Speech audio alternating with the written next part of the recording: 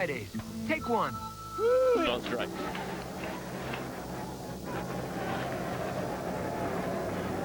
Well, the Braves do not have a soft spot in their lineup in the first 6 hitters. You can't pitch around anybody. Pitch around one guy. As formidable a hitter is the next guy. You put McGriff on, justice is coming up.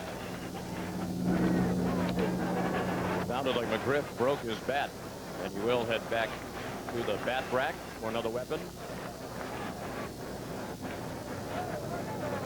In the first inning with Otis Nixon on at second base. First pitch inning, Fred McGriff. Wow.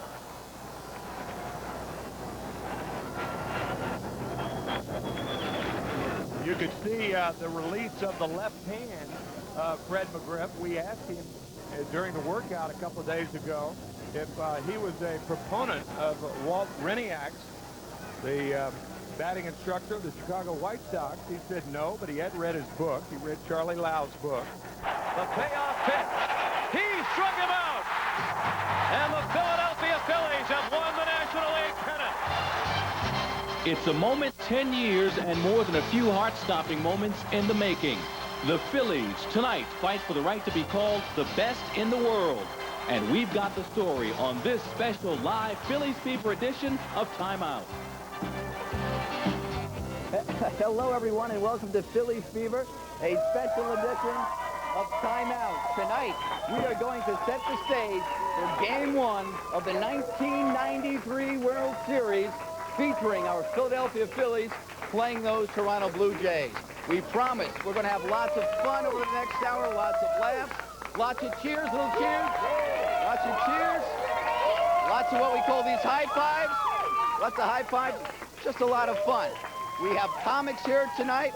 We have some players here. We got Wilbert Montgomery, Ron Jaworski, Bill Berge. The Phillies are a little bit busy tonight, but these guys are going to give us some chat from you guys, right? Well, we want everybody to come on down to the Philadelphia Stadium Legends. We are going to have the biggest party, and we're going to come home with victory #1 tonight, John. I'm John Valeris at 10th and Packer at Ron Jaworski's place. Legends. And most of all, we're going to highlight you, the #1 fans in the world. Now we have Janet Zapala standing by in Players Lounge at the Adams Mark. Janet? Hi, John. Fun is definitely underway. We are here at the Players Lounge in Philadelphia. Come right in and join the party. Take a look. The fans are ready for Game 1 of the World Series. Also with us tonight is Eric Gregg. He has been an umpire with the big leagues for the last 17 years. You know him, and no doubt you'll love him. Believe me, he'll be here a bit later on. Go, go. Also, we have got, sounds very familiar, we have got a Phillies trivia. All of a sudden, they got so quiet you could hear a pin drop. You will get an answer coming up later on tonight for a Phillies trivia quiz. Now, grab a piece of paper and a pencil. I'm going to give you the question now, the answer to come. Here goes. Name the 4 Phillies players whose numbers have been retired. Once again, name the 4 Phillies players whose numbers have been retired. And while we're on the subject of Phillies trivia tonight, bet you didn't know the Phillies have the oldest name in National League history. That's right. They got their name back in, anybody know? Close. Very good. 1883. Very good. This gentleman said 1884. We'll have more on Phillies trivia and a lot more with Eric Gregg and the fans, of course. But first, up to Toronto, where Big Al is standing by with more on Game 1 of the 1993 World Series. Big. Janet, I got news for you. The Phillies used to be called the Blue Jays. For a year or two during the war years, they came back to Philadelphia. Hey, it's going to be great indoors tonight because this is, as you know, a covered stadium, the Dome. And here in the home of the Dome, the Blue Jay, a bird which does not, in my mind, strike heart or strike terror into the hearts of Philly fans. Ronnie Bird, is the Blue Jay the national bird of Canada? Al, I did some research on that. The answer is no. I was surprised to find out. What is it? It is not the Blue Jay. It is the loon. The loon. I don't know if that strikes much fear in any hearts either around the major leagues. Should be. The Phillies should be the loony ones, don't you think? Well, they've gotten a reputation here that people have really picked up on. We've seen it in print. We've seen it with some of the posters that fans are carrying around in anticipation of this Game 1. The Phillies are a bit different to the folks here in Canada. We're going to have much more on the Phillies in preparation of this World Series start a little later on from Skydome here in Toronto. But right now, let's take you back to Philadelphia and Bruce Casella. Bruce? How you doing, Ron? See, everybody else seems to be having a whole lot of fun. We're not having as much fun here at the Channel 10 studios, but we are getting all pumped up for the big game. And coming up later on the show, we're going to tell you how these fat, bearded, fighting Phillies got to the big show. That's all coming up. Let's go to John Belair's now.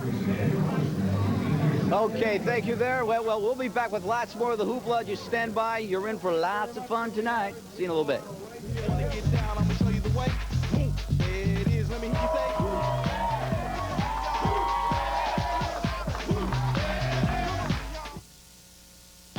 A carjacker forces a deadly confrontation. I don't think he's a criminal. I will not call it self-defense. You hate guns. I hate the thought of being carjacked. In a season premiere as shocking as today's headlines. You crossed the line. Emmy winner Tom Skerritt and Emmy winner Kathy Baker return in the Emmy-winning Best Dramatic Series. CBS invites you to experience television's best. Picket Fences, coming Fridays. Imagine this. You have cancer. You need to make a rational decision about treatment. You may never have been less able to think rationally. Let us help. The University of Pennsylvania Cancer Center is one of the best cancer centers in the country, ranked first for cancer care in the Delaware Valley by U.S. News and World Report, with the most full-time cancer specialists in the region.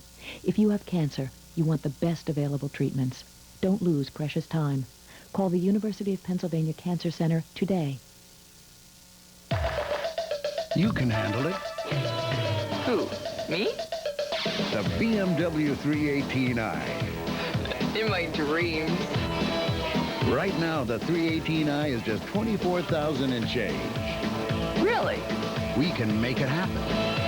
With low, you can handle it leasing. I can handle it. The BMW 318i, you can handle it. At your Delaware Valley BMW dealer. He's lived in Philadelphia all his life. Mayor Ed Rendell supports small business owner and tax-paying homeowner Bill Stinson. To stop drug-dealing criminals, Stinson wants to ban all semi-automatic weapons. Stinson says Philadelphia must get its fair share from Harrisburg to protect our jobs, to create new jobs, to help our schools prepare Philadelphia's children for the jobs of tomorrow, and to care for senior citizens. Bill Stinson is running for state senate. For our safety, for our city, and all its neighborhoods. Stinson for Senate. Auto painting, bodywork, sooner or later you need it. That's why Mako paints cars. That's why Mako does bodywork. We do things fast and right. That's why Mako's #1. Right now, get up to 4 hours of body labor. Repair dents, dings, rust, corrosion, scratches, and scrapes. Add a high-gloss Mako presidential paint finish. All yours right now for only $349. Body labor and a great Mako finish, all for one low price. Call Mako now. Auto painting and bodyworks. Mako, more for less, always.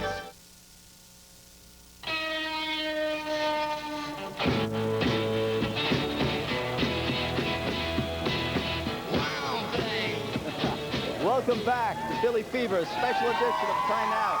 You're going to love this. We're going to take you back now to October 13th on that special night.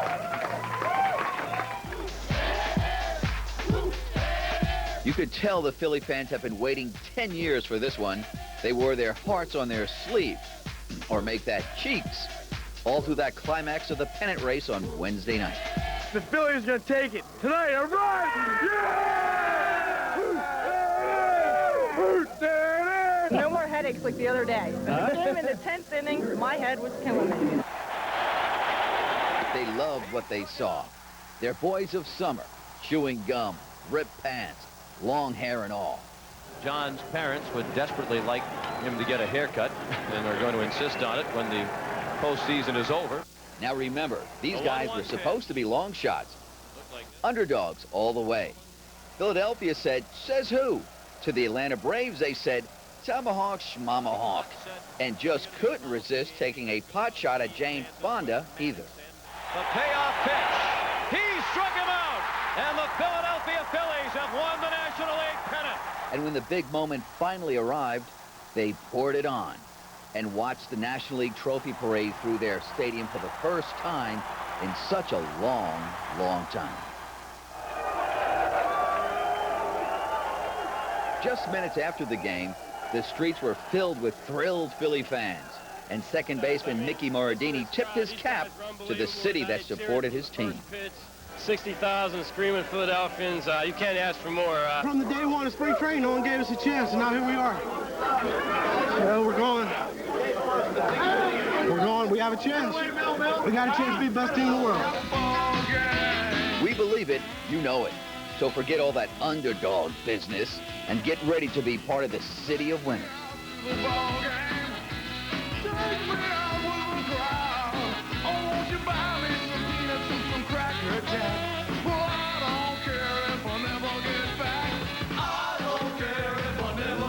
Now, that was the ultimate high. Actually, the ultimate high will be when we win the World Series. Now we're going to do a little Letterman shtick. The top 5 reasons why the Phillies will beat the Jays. We don't have enough time for the top 10, but we'll give you the top 5. Comedy Cabaret, Andy Scarpetti. Very good. That's right, Sean. Okay, here we go. Top 5 reasons why the Phillies are going to beat the Toronto Blue Jays. Reason number 5, the Phillies have the best designated spitters in all of baseball. Reason number 4, Gaston, that's what you get from watching Mitch Williams pitch. Reason number 3, Wild Thing starts Wild Fling. Reason number 2, you can't keep scoring metric. Lose track, Phillies win. And reason number 1, the top reason why the Phillies are going to beat the Toronto Blue Jays. The Phillies have the best fans in the entire world. And now we got a special guest over here. Comic Joe Conklin, better known as Harry Callis. Take it away, Harry. What does it look like? Great happening tonight, the World Series. This wonderful band of throwback players, they've been called America's Most Wanted. The Beverly Hill Phillies and the Broad Street Bellies. It's unbelievable. They're in Toronto watching Canadian Sesame Street, brought to you by the letter A. And what else is going on? The American League has installed Jim Fregosi smoke alarms in the dugout. And the key to the Phillies' victory is the unshaven infield. Hard ground ball to Hollins, over to Morandini for 1, back to the Crucker, stumble play! And one more time for that final call on the pennant-clinching Mitch Williams Wild Thing strikeout. Here's the pitch to Henderson. Mitchie Pooh's pitch, swing and a miss! He struck game out. The Phillies are the world champions! Thank you, Harry Callis, better known as Joe Conklin, from Comic from Philly. Now we have someone waiting by to the north. Big Al in Toronto. Take it away, Big. We're here in Toronto. And that was a very good Harry, by the way. The wonderful people of Toronto, Canada, they love the Phillies. Did you hear the promo before we came on the air? CBS saying, watch the Renegade Phillies against the Blue Jays. Come on, everybody. Image isn't everything. Well, then again, maybe it is, because this team has quite an image. I want to give you an example right here. See this right here? Look down there and you will see John Kruk. Huh? This team loves the image, by the way. Oh, man. A little contrast here. The ice and the spice. The ice, the cool Toronto Blue Jays. And the spice, what else? The Philadelphia Phillies. The dogs, America's taken to them. And I think they're kind of reveling in that image. In Atlanta, they told us that we were really ugly and we didn't look like athletes. I guess you could say I didn't know there was a prerequisite, you know, a certain body type and a certain facial feature. I didn't know that was a prerequisite to be a baseball player. It escaped me for the last 8 years. Point right there and look at that, and that'll pretty much explain it, both of them. You're talking about Mitch? Yeah, Mitch and Jake. I wouldn't have them over for dinner if I didn't know them. They got bad bodies besides. Well, we got a lot of guys with bad bodies, but we got a lot of guys with bad bodies that can play Major League Baseball. I think it's a cult, man. I think it's a religious cult. Like a rock band, maybe? No, we ain't gonna go like move to Waco or anything. You know, we're gonna be Maybe we will. No, you know, we're all right. We're just different. It seems that every city that we go into, you read the headlines and say, oh, here comes the Phillies, the whatever they might say. The dirt gang, maybe. The dirt gang, or right. whether they're overweight or whatever it might be. And that's something that this team, it doesn't bother. I mean, they expect to hear it. It doesn't bother them. They're going to go out there and just be the way they are, and that's the way that they like to play. And that's how the Phillies are. The Globe and Mail says the Philadelphia players are, a little different. Nothing like the ultra-professional genteel Jays. It's not where's Waldo in the sun, it's where's Fat Phil. Ugly enough to crack the Liberty Bell. I think it's real funny, though, with the Broad Street Bellies. Whatever. This team is in the World Series. And that's really all that counts, isn't it? There it is, Philadelphia. You've got a brand new image. The hockey team gave you one with the Broad Street Bullies, and now the Phillies are giving you another image. Hey, it's going to be a fun series. I picked the Phillies in 6. Bruce? Well, Big Al, I think you would agree with me. On paper, the Blue Jays should win this series, but they said the same thing about the Atlanta Braves. And those fat, bearded Phillies told those Braves where they could put their chop. Here's a look back on how the Phillies got to the big show.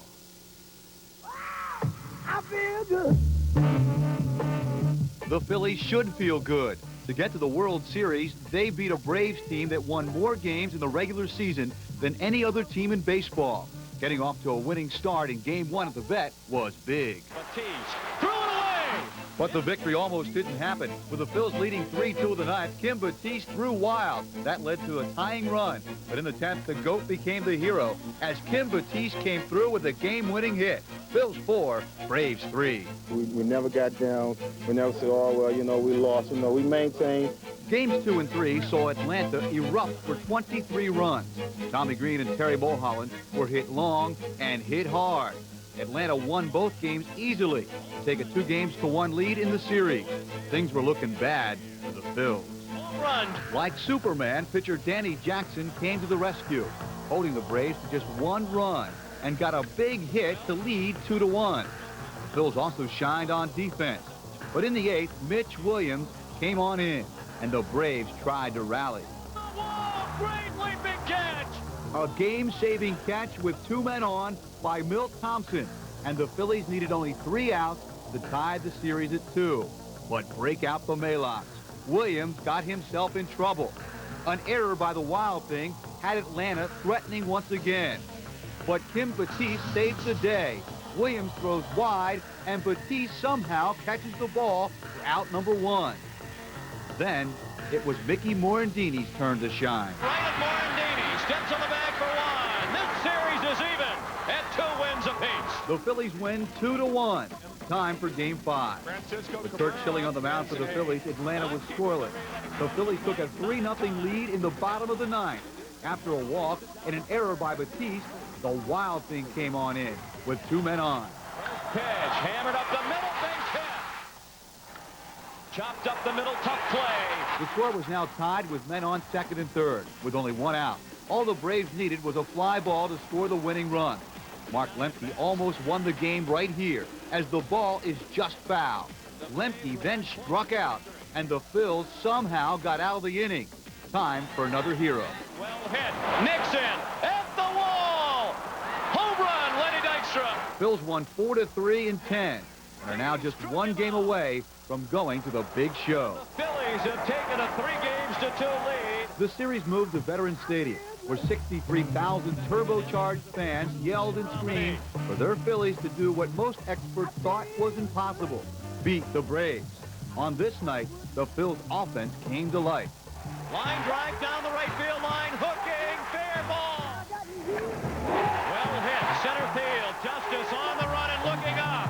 Hollins has a homer. The Phils won 6-3, and for the first time in 10 years are celebrating a well-deserved trip to the World Series.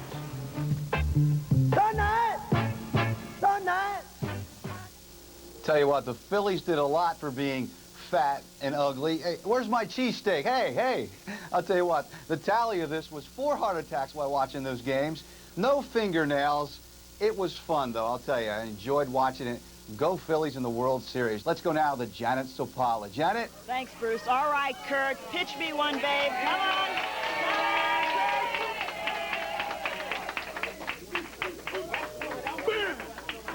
Now, wait a minute. That was a good pitch. It's right there. It's a good pitch. You got me swinging that pitch. What's wrong with you? Eric, Greg, you're very good at this. He is a National League umpire, has been for the last 17 years. Thanks for being with us tonight. Eric, you've got some great stories. Tell us about the Bach story. Well, it's really a touchy story because I called the ball against the Phillies, and they lost the game on my call. And, you know, the fans boo me all the time. When I came home that night, I wanted a cup of coffee. My son said, get it yourself. How can you call a ball against the Phillies and the home team? I'm an umpire. I'm not a Philly fan. Very tough to be an ump. You're in the doghouse with your own family. You know, you don't mind to get it from the fans, but when your family locks you out of the house, you're really in trouble, but it's part of the game. And what about Larry Boa? You know, my mother raised me as a kid, never to hate anybody, but I actually hate Larry Boa. I mean, I called strike, he said ball. I called fair, he said foul. We're working a game in San Diego. He has a high chopper in the right field side of the infield. I'm working first base. Bang, bang, play at first base. They knocked me out. I'm unconscious about 3 seconds. All of a sudden, I hear somebody yelling, am I out or am I safe? I hear it again. Am I out or am I safe? I said, who's yelling? He said, Boa. I said, you're out. True story. Feeling now about the Phillies? I mean, you've umped some of their games. You know the Phillies personally. How you feeling right about now? I mean, nobody really picked them to beat Atlanta. Nobody gave them credit to play the way they played all year. I tell you, Lee Thomas did a great job. They got a bunch of guys that nobody wanted, and they're playing their hearts out. I think they should win in 7 because they're playing with guts. You bet they're playing with guts, and they're going to be filled with glory soon because we're all going to pump for them. We're really supporting them. And you, I've got to say, you have been in there, but you're usually not dressed like this. I mean, when you're down in the trenches and you're there with the Phils or whatever team that you're umping for, you're usually not dressed like this. You're dressed pretty sharp tonight. Well, I'm here because of a special reason. I'm a graduate of West Philly High School in 1968, and we're having our 25th reunion tonight here at Adams Mark Hotel. I'm looking forward to it. So you have a lot to celebrate tonight. The Phillies going to the World Series and your reunion. Congratulations. Thank you very much. Pleasure being here. Eric, thanks a lot for taking some time. We do appreciate it. You're welcome. All right, and we'll be back with more of tonight's Phillies Fever Special right after this. Don't go away.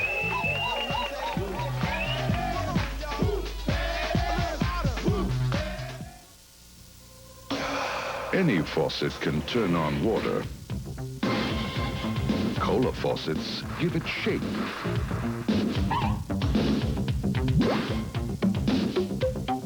Change the flow.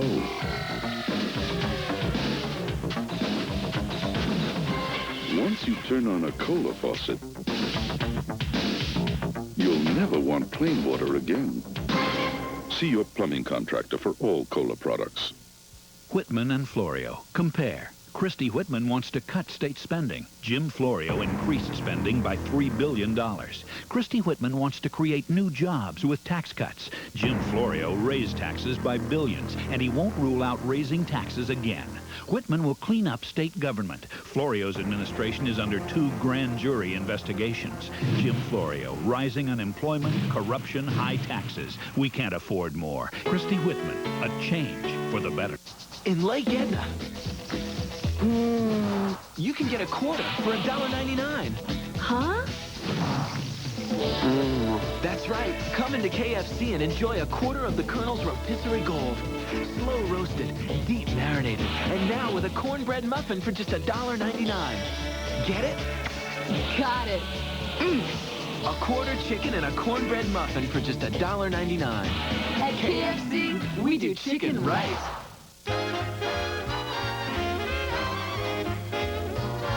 Get the new Mazda 626 with dual airbags, an available V6 engine, the best basic warranty in its class, made in America with exceptional style. And if you're in the mood for value, just look at what your Mazda dealer has for you now. We make the exceptional affordable. Mazda, it just feels right. I promise. I could really use a vacation. That's really challenging and puts me right in the swing of things. I could really use a vacation that knocks my socks off and blows me away. Discover the continent of Puerto Rico. Only a continent could offer so many great vacation experiences. Only Puerto Rico puts it all within your reach. Welcome back.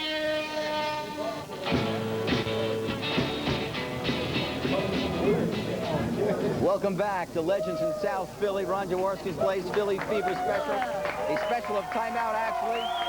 We're having a good time here. We're going to party throughout the night. The first game of the World Series. We have Ron Burke. He's waiting in Toronto.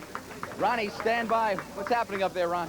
Well, it's been 10 long years, really, for the Phillies since they have been to this point in the season, but they have not won the World Series, John, since 1980. And over the years, there have been some great moments, but also some down times for this Phillies franchise.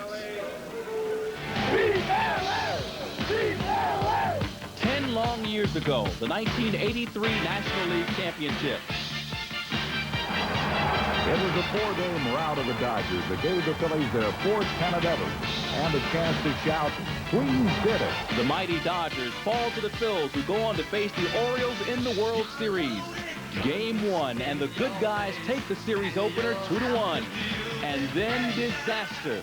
The Orioles win 4 straight, and the crestfallen Phils see their dreams of glory slip away. Bye, bye, blue. It reminded folks of the famous Whiz Kids team of 1950.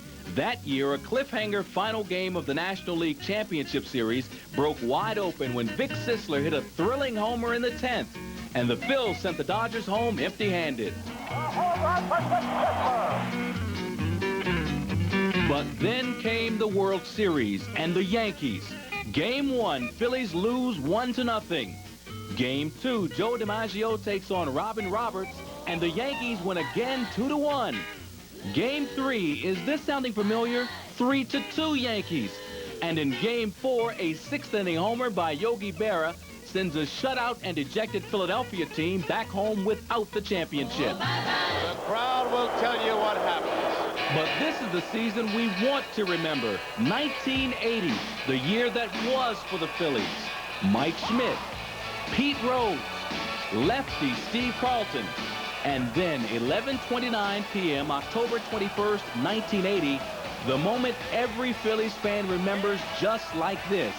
In slow motion, Tug McGraw, arms in the air, exults in our team's first and only World Series win. It was one for the history books, and history, they say, does repeat itself. Longtime fans remember that Philadelphia's ball club was once called the Blue Jays back in 1943 and 44.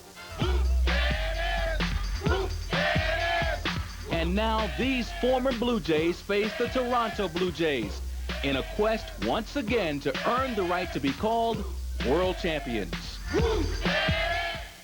Well, the Phillies would like to say there it is again by winning it against Toronto this year. Hey, this sign held by a Phillies fan used to say, "Cream the Phillies." It's being handed out by Toronto Blue Jays supporters. It now says Phillies, and the important mark is the exclamation point. They're looking for some big happenings at Skydome beginning tonight in Game 1. This is Ron Burke live in Toronto. Let's send it back to South Philadelphia to you, John Belaris. All right, thank you, Ron. It's sports trivia time right now. And we got Ron Jaworski, better known as the Professor, right? Oh, boy. Is it a football question? Nah. Oh, no, you're all-around sports legend type of guy. All right, we'll give it a shot. Wait, I got Bubba and Wilbur. I got my expert. Yeah, and you know something, the one thing that's really bothering me, everybody is in ties tonight. So even though I have a tennis suit on, is it okay if I put a tie on? That's a nice sweater right there, Mr. Berge. Didn't mean to touch it. And Wilbur Montgomery, we're going to ask a sports question to Ron Jaworski here. You think he's going to get it? He's the professor. You know, Ron was a pretty good baseball player, so Ron shouldn't have any problem with this question. All right. Here we go. Listen up now. What one man played for Eagles and the Phils the same year? Played for the Eagles and the Phils the same year. Huddle up, huddle up.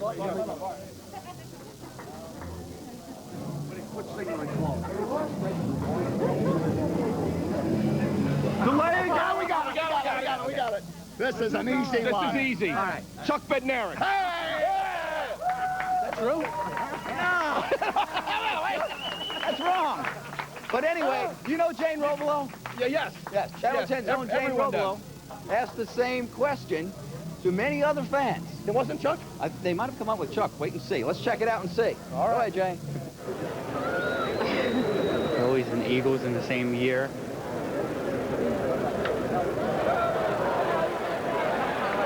No idea. No idea. Wooly Puddinghead Jones? No, I can't.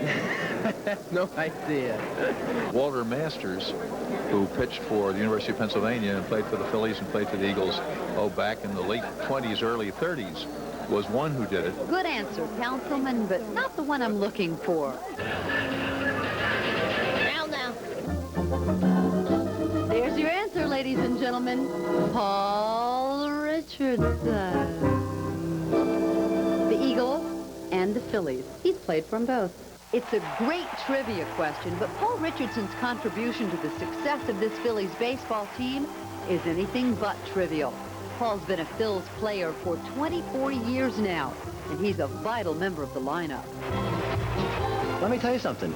We're a big part of this. You may not realize everybody thinks the game is down here, but a lot of the game is up here. The organ booth is here. The Fanavision booth is right next door. The booth beyond that is the computer room, which puts the things up on the balls and strikes and that sort of thing.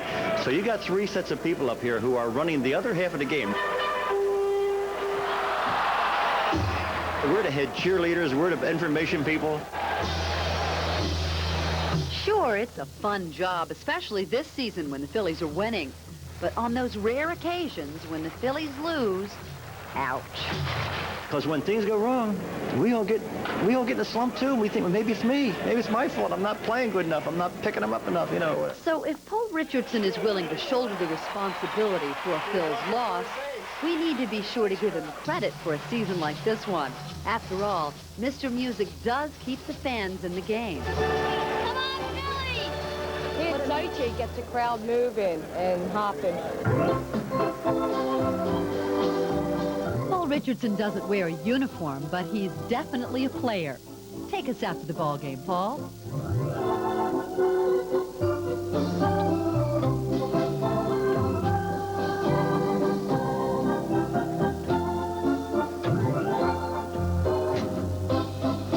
Paul must have done his job very well this week because, oh boy, did we clean up.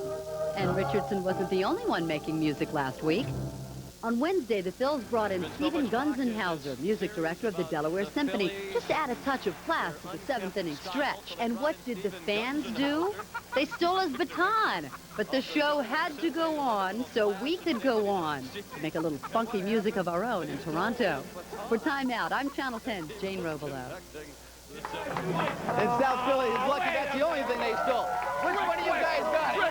No, that is a trick question, but the thing of it is, I know Paul Richardson's daughter real well. She goes to the same school that I coach high school football at. And Miss Vicky, how are you doing? I love this little girl. She is the cutest thing in the world. All right. And none of you guys that was a trick question, though. That was. But hey, you guys did all right. Huddle up again. I still think Benerick was a good answer. You guys want to say right back? Yeah. We'll be right back. We'll be right back. Here from Legends. There it is. Let me hear you say, woo.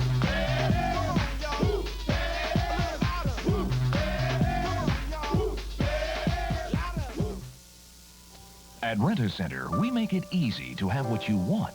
You don't need a lot of cash or any deposit, and you choose the way you want to rent, by the week or by the month. We give you credit for who you are. And right now, new laser computers with 486 power, $29.99 a week. Or choose a quality Kraler sofa and love seat, yours for $16.99 a week. We'll be there when you need us, with free delivery and free service. When you want to make your life better, remember, nobody brings it home like Rent-A-Center.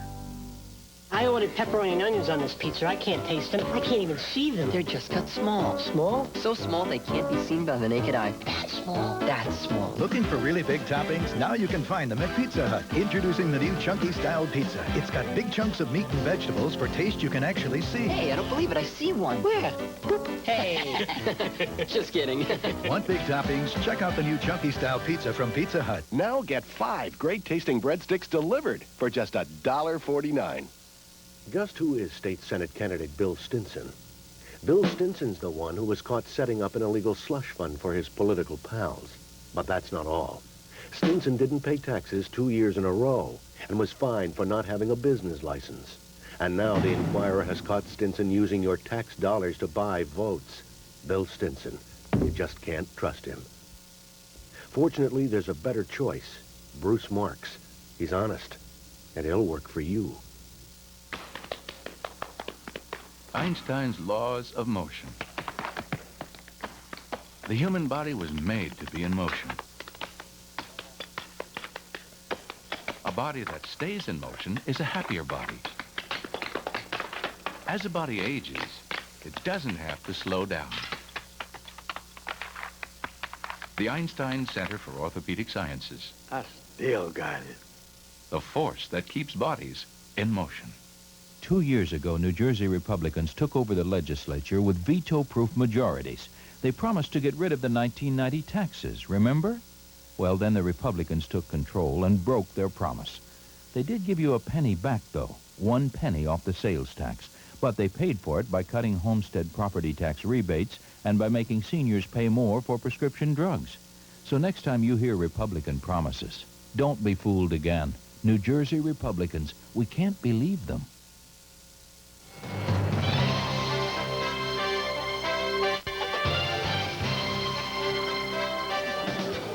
Welcome back to Philly Fever, a timeout special. We're having a good time here at the Legend Bar, right? Going all the way. Hey, what are you eating over here? That better be a cheesesteak. You're okay? No cold or anything? We got to win with sandwiches like these. You gotta eat them. I will eat them. You know, they say, that's us, the weathermen, you know, that it's raining up in Toronto. So we have Big Al up in Toronto. Rain? Is it raining big? I can confirm that it was raining. It is now misty. It's very nice, as a matter of fact, very mild. And there's a dome on this stadium, of course, so there's really no problem. This, as I said earlier, is a battle between the ultra-sophisticated Toronto Blue Jays, defending champions of the world, against a bunch of guys from Philadelphia who have picked up a reputation, mainly because of John Kruk and one other guy, the Wild Thing. If you think you have problems watching the Wild Thing, how about the guy that does the same job for the Toronto Blue Jays? He has trouble watching, too. Do you enjoy watching him on television? Enjoy watching Mitch? Yeah. No. It makes me nervous. But no, I mean, Mitch has done what Mitch has to do to get the job done. And no matter how he does it, it always seems like, you know, one guy gets on, 2 guys gets on, 3 guys get on, you know, then next thing you know, he strikes out the side. You know, it's like, you know, why didn't you do that with the first 3 guys instead of the last 3 guys, you know, and get it over with, you know? Yeah, he says it's kind of an emotional experience for him, too, watching it. I'll be darned. I tell him I have trouble watching him when he takes his hat off. Just kidding. No. Says since Texas, he said you haven't changed it. No, not a whole lot. I'm happy as heck for him because he's finally got to do the job that is capable of doing. When Hanky was here, he was kind of always pushed back, and he's always had unbelievable stuff, so he's finally getting his due. I don't care if he can't handle watching me. I like watching him. He's got great stuff. And you're going to watch it all here on Channel 10, of course, as long as it goes. It's scheduled for 7. First team to win 4, as they say. Well, they got rid of the Atlanta chop. Yes. What do they got now, right? Well, here in Toronto, look what we happened upon, Al. We found I guess it's sort of a Blue Jays equivalent of the tomahawk chop. But we called it, as we did earlier, the Toronto peck. And would you rather be chopped or pecked? I think I'd rather be pecked. It doesn't hurt as much. Not awesome at all. Not very imposing, not intimidating. Either. See, in fact, you can't see this at home, but there's actually a little bug crawling on this, and the bird has no defense, so it is certainly not imposing at all. By the way, they are going to play baseball eventually, and we're going to talk some baseball a little later on, because, frankly, here are a couple of teams that come from different directions. And I made my prediction. Of course, everyone likes to make a prediction, but there are a lot of intangibles involved with this baseball team, and the people up here in Toronto haven't experienced it yet. One of those intangibles is hunger. The Phillies don't know what it feels like, or many of these Phillies don't know what it feels like to even play in a World Series, much less win it. Toronto, of course, the defending champion, and we saw that hunger of the Phillies come out in the Braves series, and certainly no reason to think it won't continue in the World Series. We're here in Toronto. We're looking forward to this huge game. Right now, we're going to send it from Skydome to John Belaris in South Philly. John? Hey, how you doing? Thank you, Ron, Big Al. Now, I'm here with Philly You a legend? At Philly Legends. At Philly Legends. How does Philly be a legend? Mr. Berge first? Yeah, we're kind of like legends in our own mind, but this is Philadelphia Legends. As a matter of fact, Ron and I, we bought into this hotel at the Holiday Inn Philadelphia Stadium back in February. We are making this the happening place in the entire Delaware Valley. We've Hey, got John, guys. wait, We've got guys like Wilbert that are helping us out here, and a lot of celebrities come in. We have ourselves a great time. And if you can't be at the Sky Dome, this is the place to be. I want to know how it feels to play under pressure. I know you played on the football end of it, but the baseball players go through the same thing. Big game.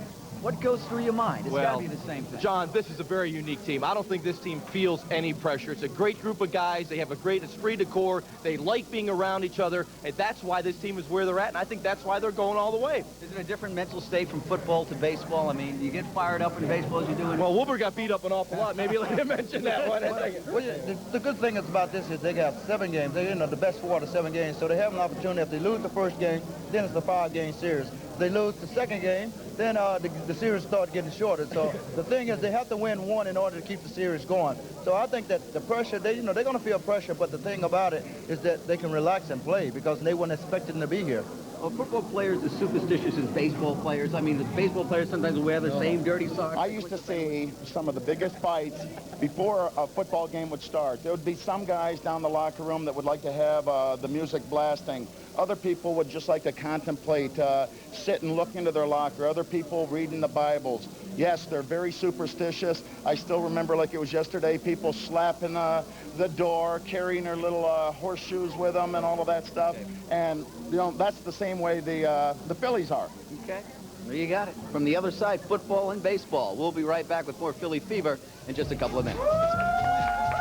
It is, let me hear you say, woo.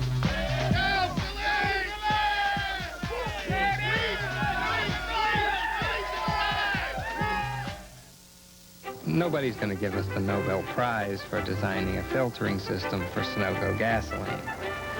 But this filter keeps particles that can find their way into gasoline from finding their way into your engine. We've been told we're a tad obsessive.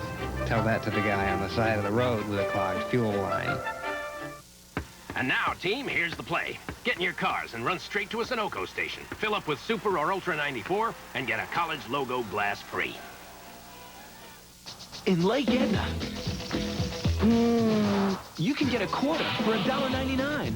Huh? That's right. Come into KFC and enjoy a quarter of the Colonel's rotisserie gold.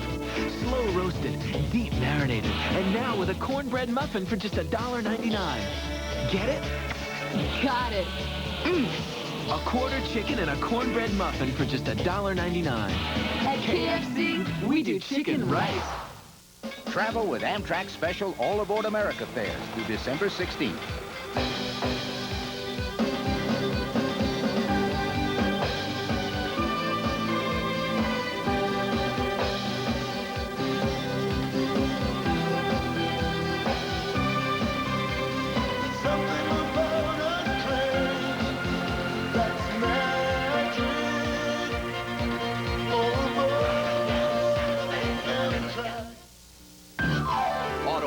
Bodywork. Sooner or later, you need it. That's why Mako paints cars. That's why Mako does bodywork. We do things fast and right. That's why Mako's #1.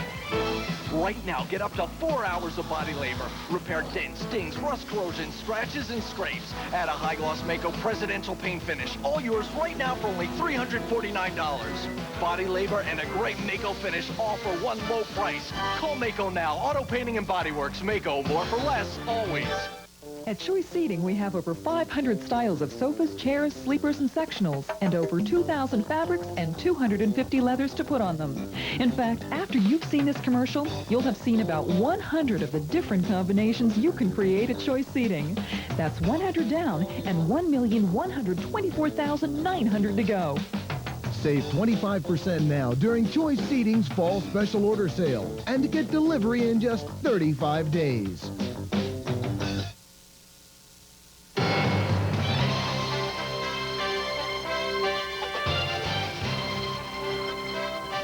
Okay, welcome back to Legends. The Philly Fever continues, a timeout special.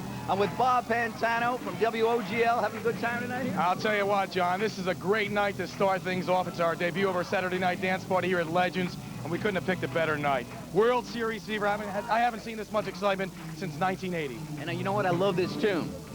All right, we're going to pan out to the audience. Let's hear you sing Wild Thing. Sing.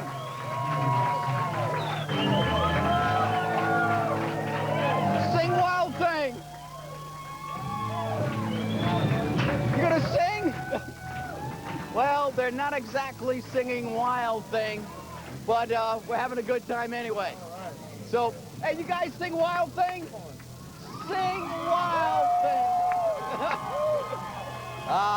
You practice things sometimes, they just don't work. All right, we're having a good time here. We have Janet Zapala standing by. She's at Players Lounge. Maybe there they know how to sing Wild Thing, Janet. Janet, take it away. Something a little more traditional, John. 1, 2, 3 strikes, you're out at the old ball game. And you would know all about that, Eric Craig. My favorite word, you're out. By the way, that pitch was bad earlier. It was a good pitch. You got me swinging the bat, I told you. Thanks a lot. We, by the way, want to give you the answer to that trivia quiz that we posed earlier tonight. Which 4 players have had their numbers retired? All right, here goes the answer. Mike Schmidt, number 20, Steve Carlton, number 32, Richie Ashburn, number 1, and Robin Roberts, number 36. Now, here in the studio audience, as it were, Andre Sampson guessed that correctly, and Andre, congratulations, first off. Thank you very much. Thank you. And to thank you and to reward you, some Phillies paraphernalia. Thank you very much. Go Phillies. Phillies in 5. You obviously are a huge Phillies fan. Yes, I am. I suffered with them all year long. They were in first place. I loved it. I was in Florida this past week, and I watched them win the NCL series in Florida, so I was very, very happy. And so are we. Thanks a lot, Andre. We have got some fabulous stuff going. Cracker Jacks. Anybody for Cracker Jacks? Hey! And a hot dog. And, of course, some peanuts. Take me out to the ballpark. It's the next best thing.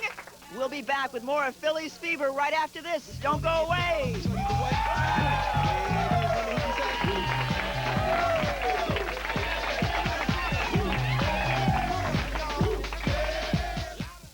He's lived in Philadelphia all his life.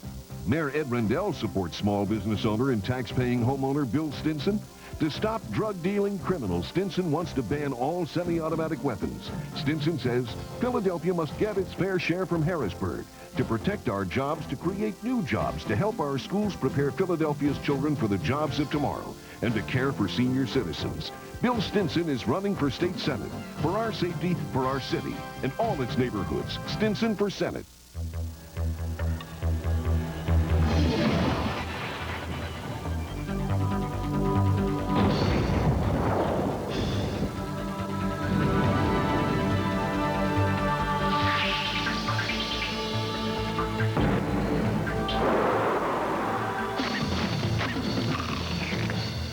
Freshest potatoes, pure filtered vegetable oil.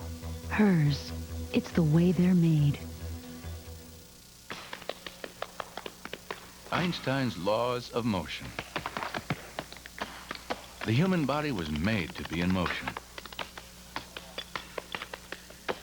A body that stays in motion is a happier body. As the body ages, it doesn't have to slow down. The Einstein Center for Orthopedic Sciences. I still got it. The force that keeps bodies in motion. Walt Disney's World on Ice proudly presents Beauty and the Beast. Meet all your favorite friends. Hear them sing. See them dance. Be enchanted with romance. It's your favorite love story brought to life in person. Beauty and the Beast. Just wait till you see it on ice. Spectrum, October 26th through the 31st. Tickets at the box office and all Ticketmaster locations. I can handle it. The BMW You Can Handle It lease. Snap. A customized lease geared to you. Simple. Very simple. And your needs. Didn't hurt a bit. Pick a BMW. Any BMW. We'll work with you so it's easy to handle. Yes! The BMW you've always wanted. We can handle it. Easy. You can handle it at your Delaware Valley BMW dealer.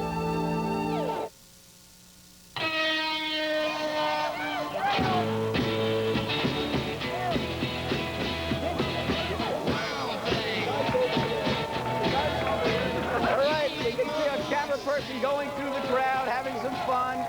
The excitement is building as we're getting close to game time, just minutes away.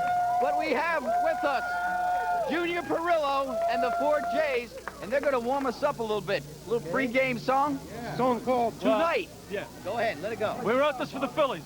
Tonight will be the night for Philly bats to reach the high. And tonight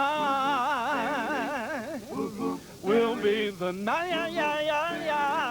Listen now, for Blue Jay fans to get uptight. The fanatic will bring us life. Though them Holland, Dykstra and Croc. Yeah. All right, you gotta hand it up. Way to go, guys. Way to go. That's a good song. Super duper. Thank you, Thank you very much. All right. We got Ron and Big standing by in Toronto. Take it away. Well, we're here because there's going to be a baseball game here, and that's what we all came for. The fans and the broadcasters and everyone else. They got a best-of-7 going on here against 2 teams that have made it into the championship round. One that got there last year and won it all, which may or may not be to their advantage. I don't know if that really counts as much in baseball as it would in football or maybe another sport, basketball. No, I mean, I thought that in the Braves series, the Braves with their experience would have an edge, but I don't think there's anything in that series that showed Atlanta's experience put them over the top. In the 2 games that they won by lopsided scores, it wasn't because they were used to being there and the Phillies weren't. It was because the Phillies had bad pitching, Atlanta's offense was on, and after that, Al, they just were able to shut down the Atlanta bats. Well, they think up here that Atlanta expended so much energy getting there, they had nothing left for the Phillies. That's to be seen. We don't see much of them. They don't see much of us because, as you know, there's no interleague play. I understand up here why they're picking the Jays because the Jays are the defending champions. And perhaps pitching is even. Maybe defensively they're a little better. I'm talking about the Jays. Certainly they can hit the ball, but there's something that's called an intangible, which I think even Toronto is concerned about in their locker room right now. What is it about this team so they can pull off what they've pulled off this year? They know that the Phillies beat the team that many consider to be the cream of the entire major leagues. And one thing about the Phillies, even though a lot of these players have not been here, they don't seem intimidated at all. The players we talked to earlier today as they arrived at the stadium and even some players later during the 6 o'clock news on Channel 10, there was no fear, no intimidation. They say, we've gone through the National League Series. We're prepared for moments like this. There is that natural jitterness that sets in before any big game. But beyond that, this team is not intimidated. I think you got to look at the first 2 games up here. They're going to throw their best. They're going to throw Juan Guzman, and he's about as tough as they come. And then tomorrow they throw Smoke Stewart. So I would think right now, from the top, being realistic about it, that the Phillies coming away with 1 out of the 2 here would be in great shape to go back to Philadelphia. It would be huge because after that, the starters after that don't frighten you as much as Guzman and Stewart. So if the Phillies can win either tonight or tomorrow or both, if they win both, it's pretty much set in stone, I think. But if they can take 1, they have to consider this a huge victory going back home. Well, it is. It's coming up showtime for both teams. We're going to find out. We'll be back with our post-game interviews, of course, after. And let me just say this. This is a team of characters that has a lot of character. And anything can and probably will happen. And as I said before the LCS, fasten your seatbelt. It's going to be quite a ride. Back to you, Roots. I'll tell you guys, you know, in the last 10 World Series, 8 of those 10 have been won by the American League. I think it's time to change right now. I think the Phillies can do that. Toronto has power, they have speed, and they have experience. But like you said, we have the intangibles. We have the Crucker. We have Dalton. We have Dykstra. We have the Wild Thing. Those guys have guts, and they have no fear. I like the Phillies to win in 6 games. How about it, guys? Let's go to Janet Sapala. We're just settling in for tonight's big game. Eric, Greg, don't you wish you were calling this one tonight? Oh, I could. I mean, my dream come true. I'd love to have a World Series involved with the Phillies, my hometown, but it's not happening maybe next year. It's safer here anyway. That's for sure. I got to tell you, this, by the way, is Lenny Dykstra's real hat. You see that number 4? My dear friend, Frank Lorene's cousin, works in the bullpen with the Phillies. He called me today and said, I have to bring you Lenny Dykstra's hat. Wear it on the special tonight. for good luck. So go Phils! Go Phils! Lenny's hat! I'm telling you! I can also tell you that he's not looking for this hat the way Kurt Schilling was looking for his hat. So there's good luck on this hat, in this hat, on this head. The only thing is it doesn't fit me. You look marvelous. We'll be back.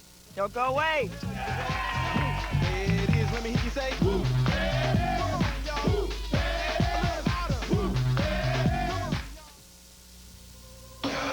Any faucet can turn on water. Cola faucets give it shape.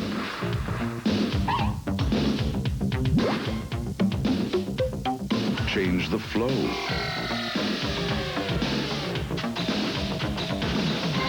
Once you turn on a cola faucet,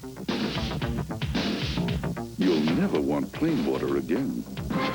See your plumbing contractor for all cola products. Honestly, your Classico di Sicilia ripe olives and mushrooms is as good as homemade. Even my husband, whose mother and grandmother cooked from scratch, agrees. When I served your Classico di Parma 4-cheese pasta sauce, my family loved it. Even my father, who grew up near Parma, smiled and said, I'd finally learned to cook. Taste the difference authenticity makes with Classico. Classico, authentic regional pasta sauces. Auto painting, bodywork, sooner or later you need it. That's why Mako paints cars. That's why Mako does bodywork. We do things fast and right. That's why Mako's #1. Right now, get up to 4 hours of body labor. Repair dents, dings, rust, corrosion, scratches, and scrapes. Add a high-gloss Mako Presidential paint finish. All yours right now for only $349. Body labor and a great Mako finish, all for one low price. Call Mako now. Auto painting and bodyworks. Mako, more for less, always.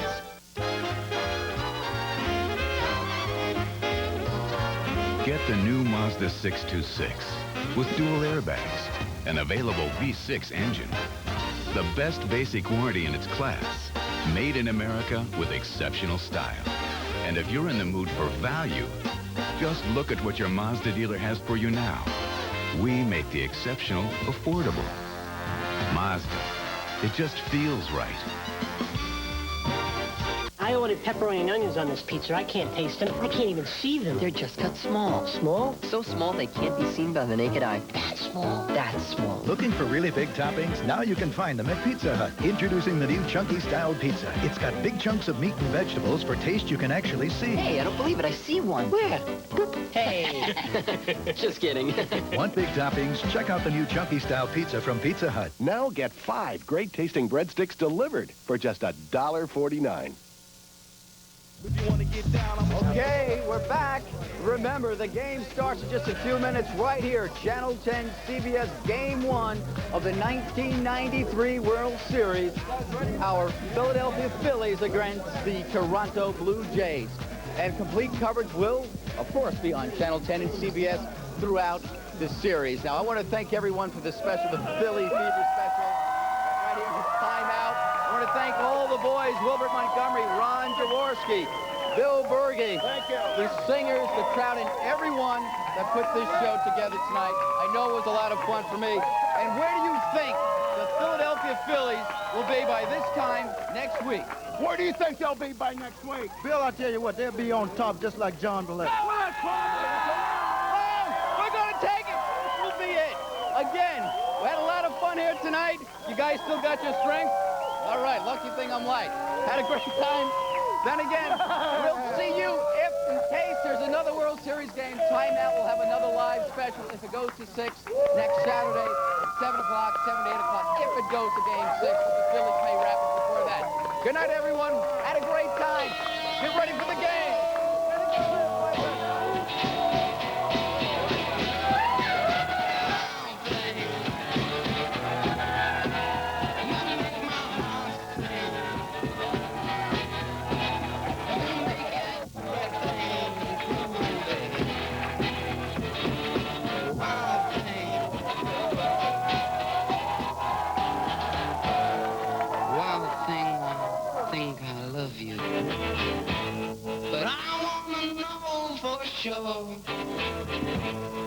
Come on.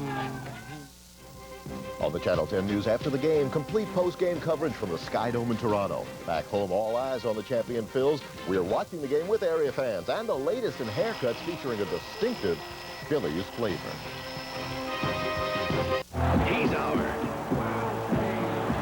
Phillies reliever Mitch Williams makes hearts stop and fans scream with his late inning antics. But Philly can't get enough of him, and Herb Denenberg is in search of just what it is that makes him wild. I'm not wild. I mean, I throw the baseball like I know how to throw the baseball. Sometimes I get it there, sometimes I don't. Well, if you're not wild, Mitch, you certainly give us a scare. Well, thank you. I appreciate that. It's Herb on The Wild Thing, Tuesday after the game on Channel 10 News. Hey, take a look at this. Can you see it? The Meridian Advantage card. It's not a credit card. Nope. This little piece of plastic works just like a check. Just like a check. Use it for shopping. I want this. Fine dining. Garçon. Supermarketing. Wherever you use your Visa or ATM card. Get your Advantage card free. Get it now and get this. Free checking for a year. A year is a very long time. Meridian, just say hello. Very 90s. Thank you. Imagine this. You have cancer. You need to make a rational decision about treatment. You may never have been less able to think rationally. Let us help. The University of Pennsylvania Cancer Center is one of the best cancer centers in the country, ranked first for cancer care in the Delaware Valley by U.S. News and World Report, with the most full-time cancer specialists in the region. If you have cancer, you want the best available treatments. Don't lose precious time. Call the University of Pennsylvania Cancer Center today.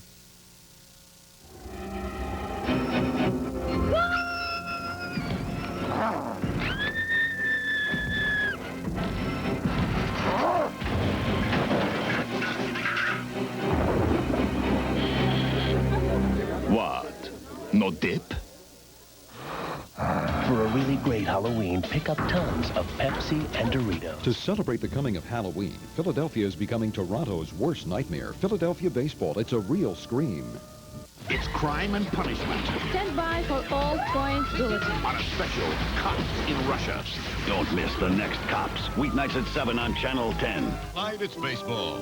But Dr. Quinn, Medicine Woman, Hearts of the West, and Walker, Texas Ranger will be back with new episodes after the World Series.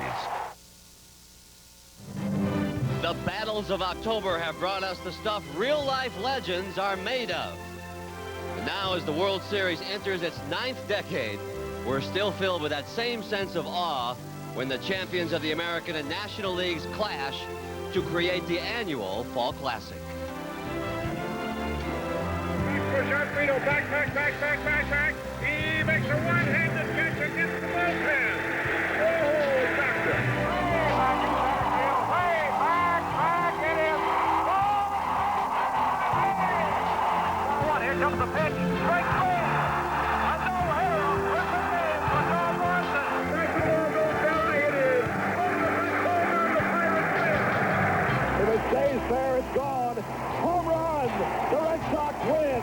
And a ground ball, trickling. It is a fair ball. Gets by Buckner. Down the third night. The Mets will win the ball game. The Mets win. This is going to be a home run. Unbelievable. A home run for Gibson. I don't believe what I just saw. Into deep left center for Mitchell. And we'll see you tomorrow night. Last time, Canada put the world in the World Series. This year, Toronto is back, looking to become the first team to win back-to-back World Series since those Yankees in '77 and '78. But in their path stands a cast of inventive thinkers from Philadelphia who are flying higher than a kite. Now, both Blue Jays and the Phillies are looking to catch lightning one more time and capture that childhood dream.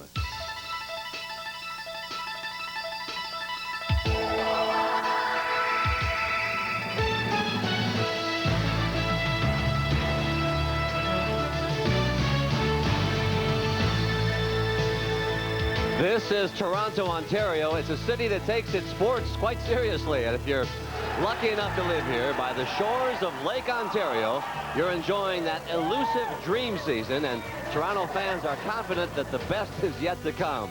The beloved Maple Leafs are off to a 5-0 start in the new NHL season. And with a new NBA franchise on its way, it won't be long before Shaq brings down the house. But in its own quiet way, Toronto has always been a baseball town. And now the Blue Jays are 4 victories away from defending the World Series championship they treasure. And once again, the good folks up north here have geared up to provide one and all another warm Canadian welcome. We're back inside Skydome, an architectural wonder that can hardly keep its lid on the excitement and anticipation as the Phillies and the Blue Jays prepare to wage the ultimate battle of this October. Game 1 of the World Series here on CBS. And hi again, everybody. I'm Pat O'Brien. Welcome to CBS Sports' exclusive coverage of the 1993 World Series. Well, 90 years ago when they first began playing these fall classics, who would ever have supposed that one day it would come down to what we might think of as the Wild Bunch versus the Mounties? You know, for all the talk about their girth and grooming, the Phillies deserve credit for overcoming the best team in baseball, the Atlanta Braves.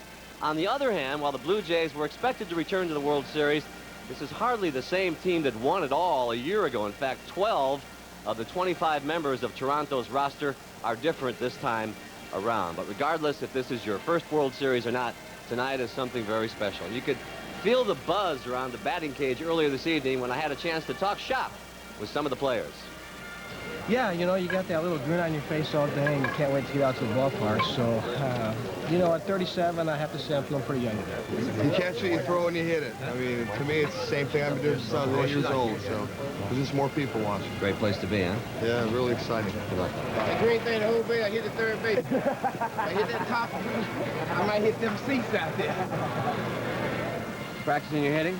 Yeah, I might have to pinch hit in this series. How are you as a hitter? Good? Well, I batted 1,000 this year with 1 game-winning RBI, something small, nothing big. All right. Well, good luck tonight. All right, thanks. You catch, you throw, and you hit it. We come back, we'll give you a look at some of the things the Phillies won't show us during this World Series as Baseball 93 rolls on for fans on both sides of the friendly border right here on CBS. The World Series, folks.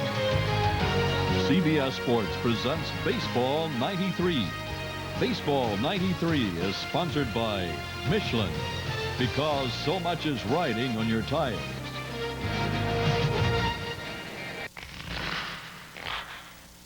There are a lot of credit cards out there today, but only one with Smart Rate. Now as low as 14.9%. And only one offers Smart Rate along with cashback bonus. And only one tops it off with no annual fee. Discover Card. There just isn't a better deal. It pays to Discover, the card that pays you back. In Lake Edna, you can get a quarter for $1.99. Come into KFC and enjoy a quarter of the Colonel's Rotisserie Gold, slow roasted, deep marinated. And now with a cornbread muffin, just $1.99. At KFC, we do chicken right. What's new from Xerox? Xerox Extreme 450 antifreeze and a new 4-year guarantee. We've taken our promise to extremes. For the next 4 years or the next 50,000 miles, we guarantee the temperature never drops below Xerox.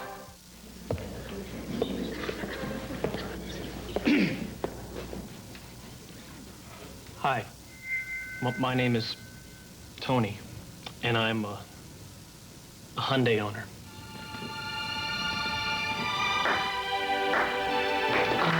Every day, more and more people are coming out and admitting to being sensible.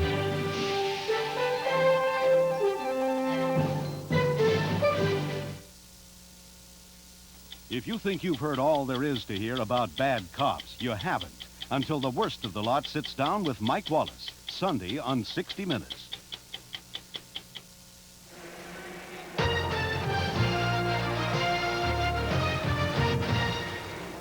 The liberal Canadian customs allowed the Philly fanatic to come across the border, the best mascot in the business, and he'll be here throughout the World Series. You know, the local newspapers here in Toronto refer to their guests from the city of brotherly love as the Broad Street Bellies. Be that as it may, nobody can dispute the talent and determination the Phillies have displayed this year, but what they will probably be most remembered for is their unique sense of, shall we say, style, which has surfaced during the course of this long soap opera of the season. When we last left the Toronto Blue Jays, they were baseball's guiding lights. But in another world, there's a team that's bold if not beautiful. So we continue now with the never-ending saga of all baseball's children, for whom, like the sands through the hourglass, these are the days of their lives. CBS Sports presents As the Phillies Turn. Tonight, will John the Ripper Kruk continue on a tear? And what, pray tell, is this all about? Gosh, that's so sexy. It hurts. I call them a group of diversified personalities. You know, we're not really choir boys. I don't think any of us go to church too often, but we're not really bad people. You know, we haven't been on this show yet, so. America's Most Wanted. They are grunge, even though they're sometimes embarrassed by an occasional clean-cut misfit. You end up with this crowd. It wasn't cut looking. Yeah, it wasn't those things that was by choice, but it was also when I got called up. It wasn't something I was going to turn down, so I did my best to fit in. And you like it? I love it so far. It's easy to come out and be relaxed when you're with a bunch of characters like this. I mean, this is the way we are, you know, like the hair and the beard and everything. I mean, we had it last year, but we were so bad, no one cared. But now, you know, you win a few games and everyone wants to know about it. I mean, it's just hair. Some things you won't see in this soap. Trust us. I don't think so. Not. Oh, and for sure. All of the above. If people actually knew the way we actually are, they'd like us that much more. You know, we look like a softball team that comes out every Sunday and drinks beer. Well, you know, nobody tries to be that way in here. That's just the way we are.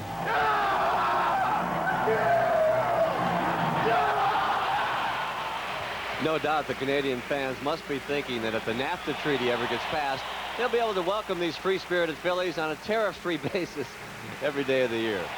We'll be back to introduce the two teams and sing the two national anthems. And we continue from Sky Dome on CBS. Right after this. Stay with us, Joe. Every day should start with Quaker Oats. Every day should feel this good. And nothing cold can make you feel like Quaker oatmeal could. Nothing cold can steam you up and help keep you rolling all morning like the one and only hot Quaker oatmeal. Nourishment's so pure, hurt near perfect. Every day should feel this good. Ford Motor Company has 5 of the 10 best-selling new cars and trucks in America. And to help keep your car running like new, we designed Quality Care Preventive Maintenance. It's a level of care you won't find anywhere but at your Ford or Lincoln Mercury dealer. Everything from changing your oil and filter to brake jobs and shocks. Quick, expert, and competitively priced. Quality Care, where the quality continues.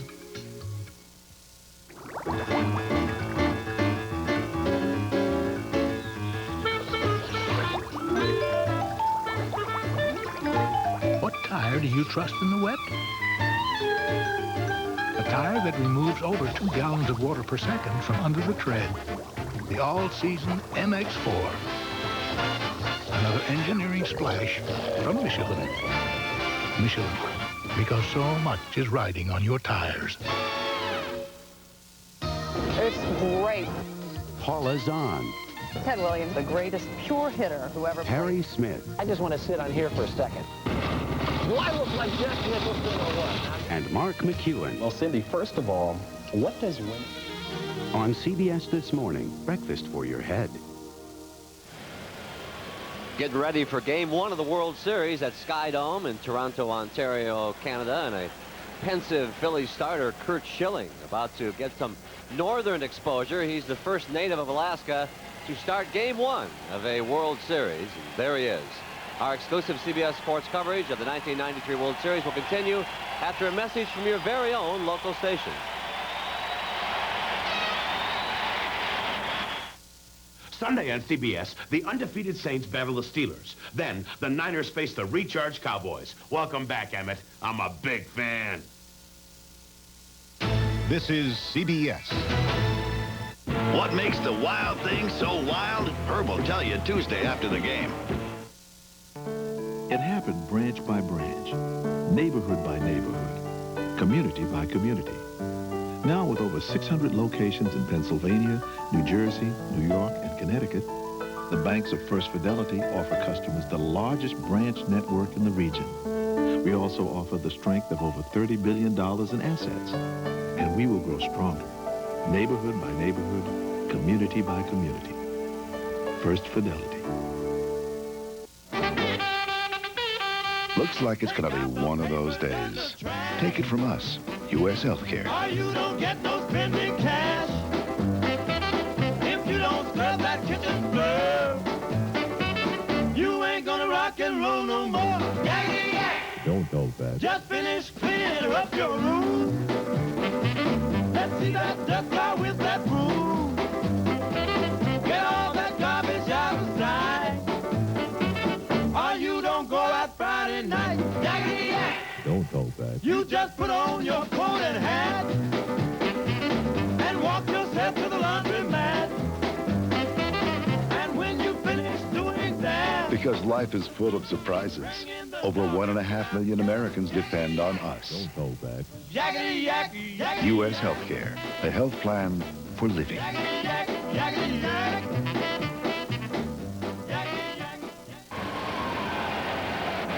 Back inside Skydome, it's time to meet the members of the National and American League champions. And here now is Skydome public address announcer Murray Eldon.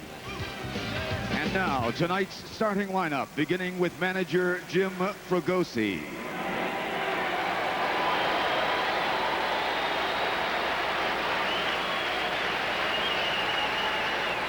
Leading off for the Phillies, the center fielder number 4, Lenny Dykstra.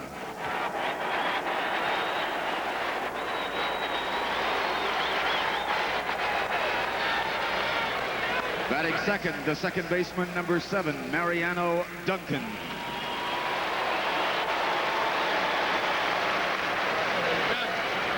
Batting third, the first baseman number 29, John Kruk.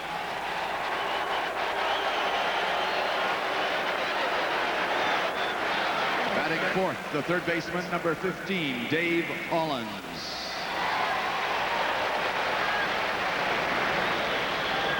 Batting fifth, the catcher number 10, Darren Dalton.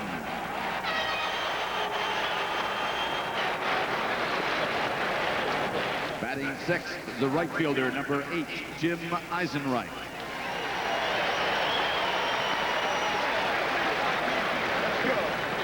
Batting seventh, the designated hitter number 17, Ricky Jordan.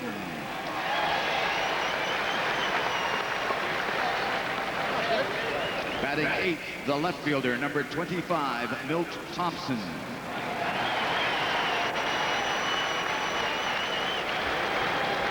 Batting ninth, the shortstop, number 19, Kevin Stocker.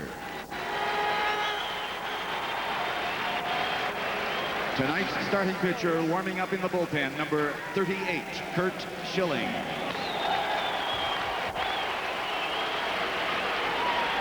And now, tonight's starting lineup, beginning with manager Cito Gaston.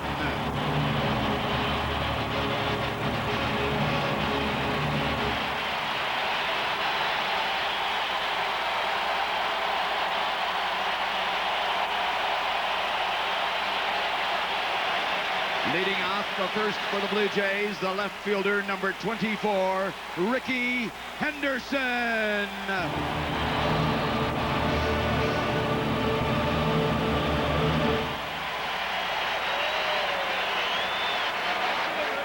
Batting second, the center fielder, number 25, Devon White.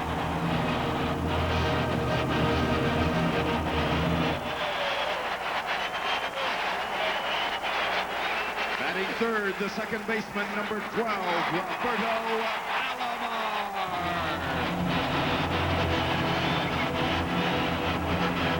Batting fourth, the right fielder, number 29, Joe Carter.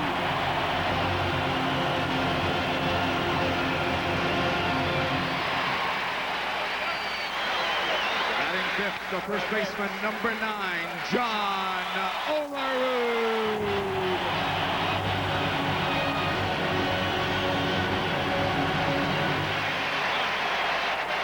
Batting sixth, the designated hitter, number 19, Paul Molitor.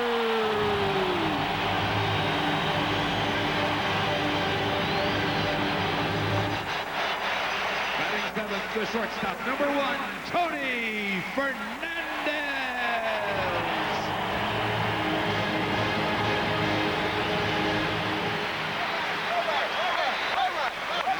The third baseman, number 33, Ed Sprague.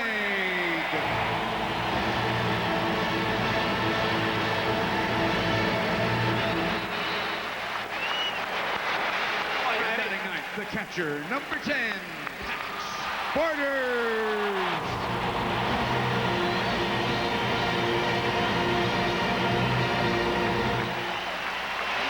Tonight's starting pitcher, warming up in the bullpen, number 66, Juan Guzman.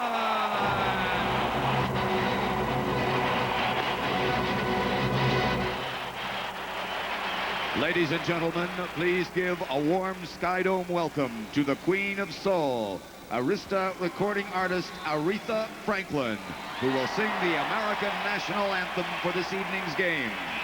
Accompanying Aretha are the U.S. Marines Color Guard and the Royal Canadian Mounted Police Color Guard.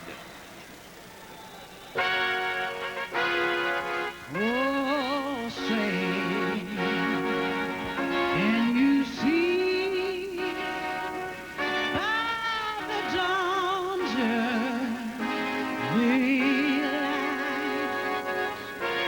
what's so proud?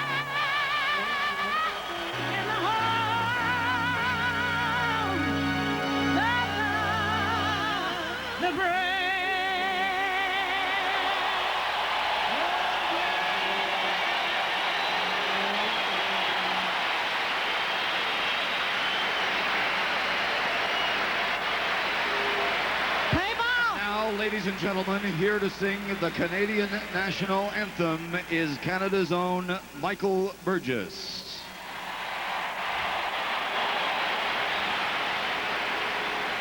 Oh, Canada, our home and native land,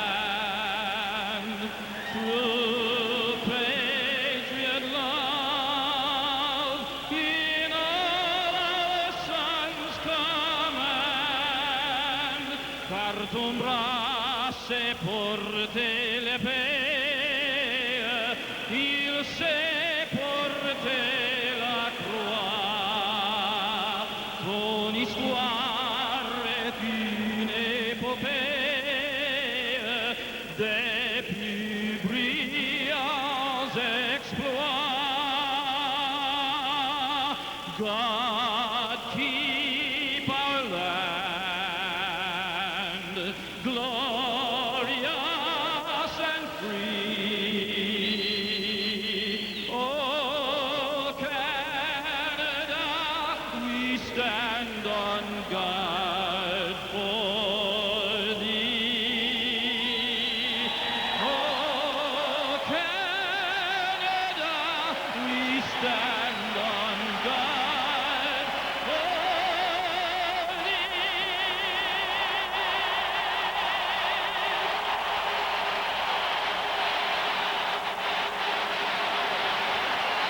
Thank you and merci.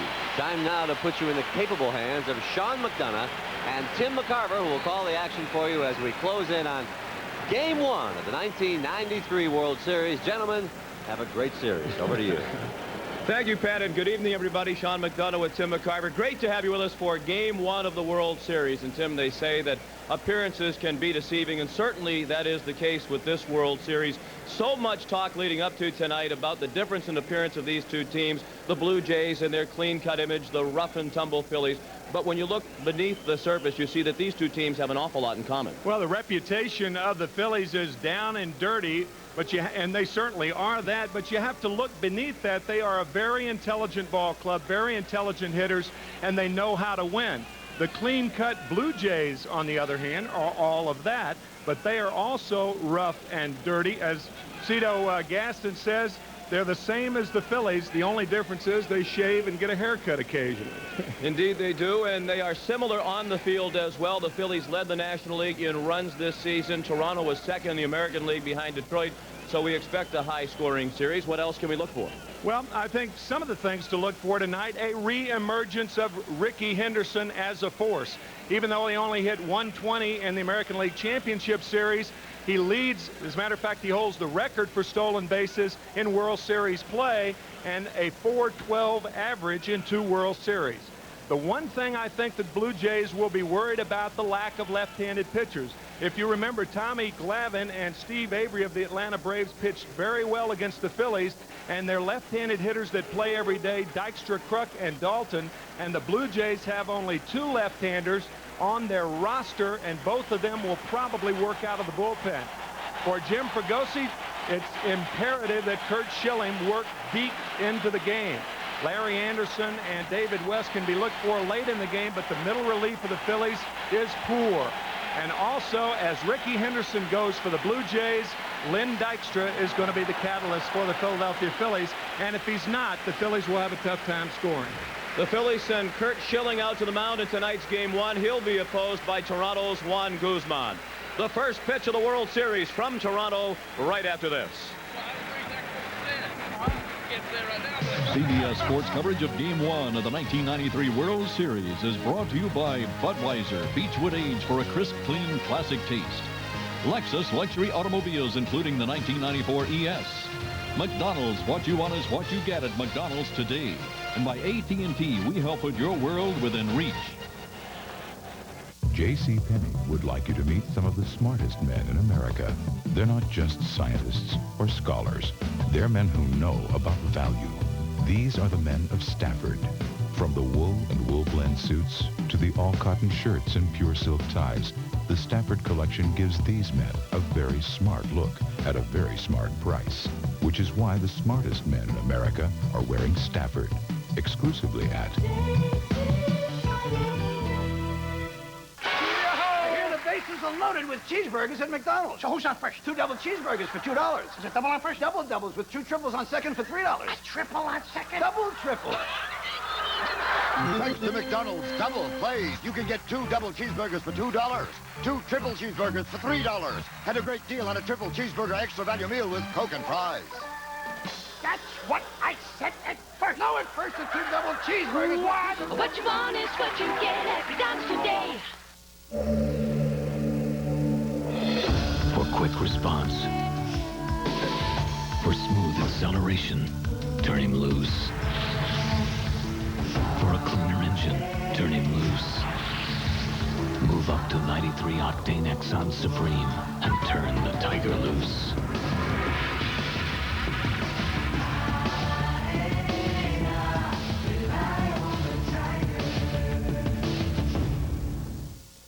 you're taking prescription medicine, you may not think it makes a difference which pain reliever you use, but the truth is, it's an important decision. And you should be especially careful. With certain prescriptions, doctors recommend Tylenol when you need a pain reliever. In fact, doctors recommend Tylenol the most for people taking the leading ulcer, asthma, or high blood pressure medicines. If you're on any prescription medicine, talk to your doctor about Tylenol, the pain reliever hospitals use most. The starting lineup for Jim Fregosi and the Philadelphia Phillies tonight. Lenny Dykstra leads off in center field. Mariano Duncan gets the start at second base. John Kruk batting third at first base. The cleanup hitter is the third baseman Dave Hollins. Batting fifth and doing the catching, Darren Dalton. Batting sixth in right field, Jim Eisenreich. Ricky Jordan will be the DH tonight and bats seventh. Milt Thompson is the left fielder hitting eighth. And the shortstop, Kevin Stocker, bats ninth. The defense for the Blue Jays, it will be tough for the Phillies to get a line drive between left fielder Ricky Henderson and center fielder Devon White. They can both fly. Joe Carter in right field. Ed Sprague will be the third baseman this evening. The New York Mets traded Tony Fernandez on June 10th for Darren Jackson, and Tony's back in Toronto. Roberto Alomar has the best range of any second baseman in baseball at second. John Olerud at first base. And Pat Borders behind the plate with Juan Guzman on the mound. And we are pleased to be joined tonight here in Toronto by our colleague Jim Gray. Jim? Sean, there are some injuries of some concern for both of these teams. First, for the Phillies, Mariano Duncan has a sprained muscle in his rib cage. Now, he told me that he was unable to swing a bat for the past 3 days, but he came out for batting practice, and he did do well, and so he will start at second base. Now, for the Blue Jays, Ricky Henderson has a very sore right hand. He injured it when he was hit by a pitch in late August. Now, Ricky told me that he feels that the hand may be broken, even though x-rays have been negative. Now, he said that he will play tonight. He's in tremendous pain, and it does hinder his swing. Sean? And on the mound tonight for the Toronto Blue Jays, Juan Guzman, the 26-year-old from the Dominican Republic. Speaking of hindering swings, as Jim said, Juan Guzman can hinder a lot of good swings. 14-3 on the year. He is 5-0 in postseason, and listen to this. His lifetime record is 40-11. That's in the regular season. When you add the 5-0 in the postseason, 45-11 lifetime. And Lenny Dykstra will lead off. He hit .305 during the regular season. This will be the first time that the first pitch of the World Series has ever been thrown outside the United States.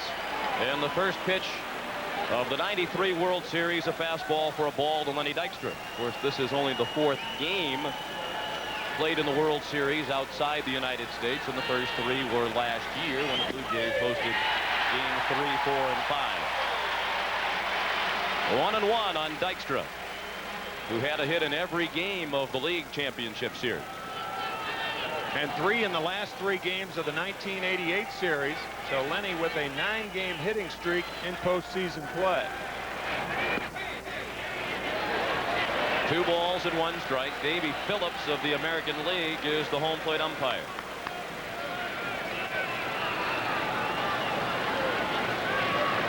Paul Runge, Mark Johnson, Charlie Williams, Tim McClelland, and Dana DeMute for the rest of the umpiring crew. Another close pitch called the ball, and Dykstra is ahead in the count 3-1. Dykstra will probably take here. He takes often when he leads off a game 2-0 and 3-1. Tell you, talking about Guzman, there are very few pitchers where catchers just say, just throw strikes. Doesn't matter where they are, just throw strikes. Tough to tell where a couple of those pitches missed. Guzman appeared to be very close to the strike zone, if not in it. But 4 of the 5 pitches were called balls. Dykstra, like his counterpart Ricky Henderson, that pitch looked a little low, but his counterpart Ricky Henderson, both of them work the strike zone like an accordion, trying to duck under balls, and they're always a moving target, and they're tough to call balls and strikes for a home plate umpire. Mariano Duncan is the hitter.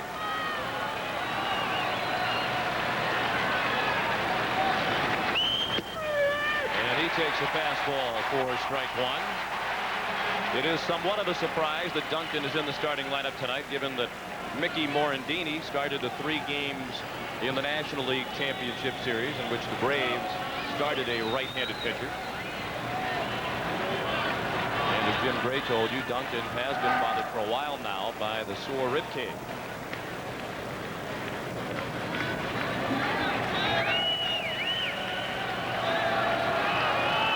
John Kruk is on deck. We're just underway with Game 1 of the World Series. And the Phillies have the lead man on. And Guzman will keep an eye on Dykstra.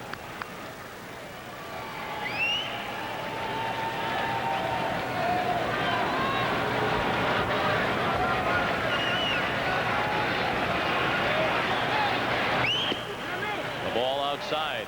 They had a ball and a strike on Duncan. That last pitch registered 94 miles per hour on our radar gun downstairs. Talking to Pat Borders yesterday, and Pat said that he could put down one finger all night for Guzman. That's how much movement Guzman has on his fastball in the strike zone. It's all over the place. 26 wild pitches on the year.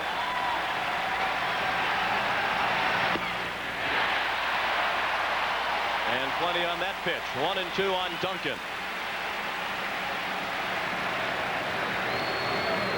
Guzman with 194 Ks on the regular season, but that's that fastball we were talking about. You can blow it by most hitters. Dykstra stole 37 bases during the regular season. He was only thrown out 12 times, and he's running with the pitch, which is a ball. Borders throw, gets by Alomar, and is backed up by Fernandez.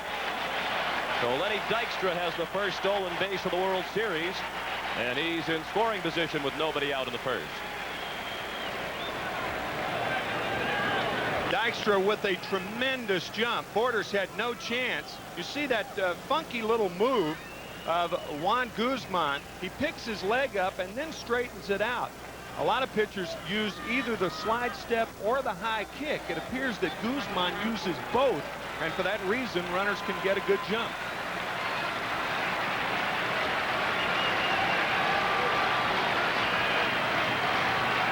The 2-2 to Duncan.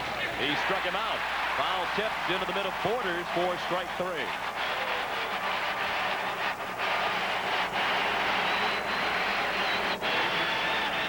Borders setting up outside, and that's where he got it.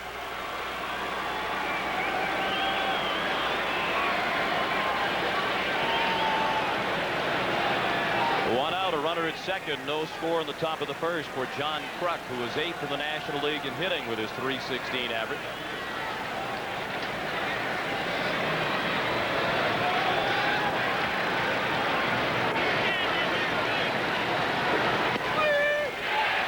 Because they play in different leagues, these two teams do not know much about each other, but Juan Guzman said he thought he got a pretty good idea of how to pitch to the Phillies by watching several of the NLCS games on TV. Juan particularly paid attention to Game 4, the game started by John Smoltz of Atlanta, because Guzman thinks that he and Smoltz have similar pitching styles. The scouts, by the way, before the Toronto Blue Jays that scouted the Phillies, Al Lamacchia and Moose Johnson. Moose Johnson was a scout with the Phillies for 25 years before coming to Toronto a couple of years ago. Mike Arbuckle was a scout for the Phillies against the Braves, and while he was covering Atlanta, Jimmy Stewart and Ray Shore covered the Toronto Blue Jays. They have passed along whatever tidbit they could ascertain about the opposition. And the 0-2 to Kruk. Here's a fastball inside. Another 94 mile per hour fastball from Guzman. Jim Fregosi. The World Series for the first time as a manager or a player.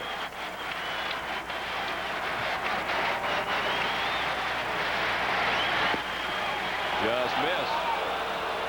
And the count is 2-2 on Kruk. He'll be followed by Dave Hollins.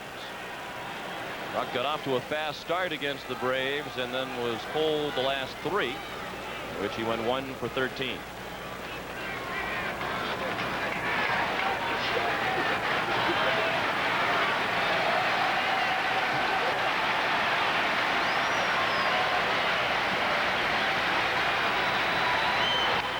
Of course, in many ways, John Kruk has become the poster boy for that rough and tumble Philadelphia image of which we were speaking. And when Juan Guzman was asked at the press conference yesterday his feeling about the Phillies and their appearance and all the conversation about, he said, well, to me, they look like a bunch of truck drivers. I'll tell you, if John Kruk's a poster boy, it's a big poster. When Kurt Schilling was asked about Guzman's comment, he said, he's right. We do look like a bunch of truck drivers. Another 2-2 pitch. Fastball fouled away to the left. 2 balls fouled away to the left. John Kruk, I think with 2 strikes, he has more of a tendency to go to left field, and a bit surprising that Devon White is playing John almost straight away in center field. In the air, John will go to left. 30 of his first 33 major league home runs were hit to left field.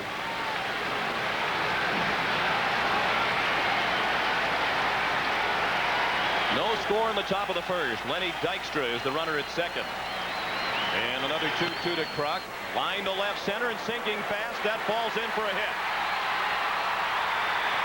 Dykstra around to score, and the Phillies lead 1-0 on an opposite field single by John Kruk.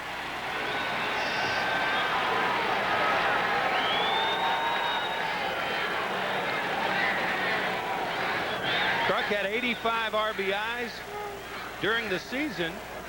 During the league championship series, the first 3 games he was doing well. He was 5 for 11, but only 1 for 13 in the last 3 league championship series games, but puts the Phillies in front with the first hit of the ball game.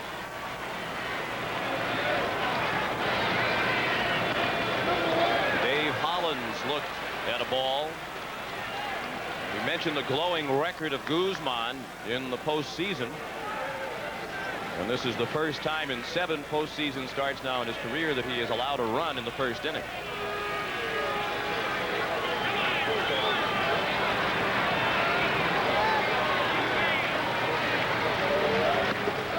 Ball 2, 2-0 on the switch hitting Hollins. He's a better right-handed hitter. Dave hit .330 during the regular season from the right, only .237 from the left. Pat Borders at the mound to speak with Guzman, and manager Cito Gaston will join the conversation.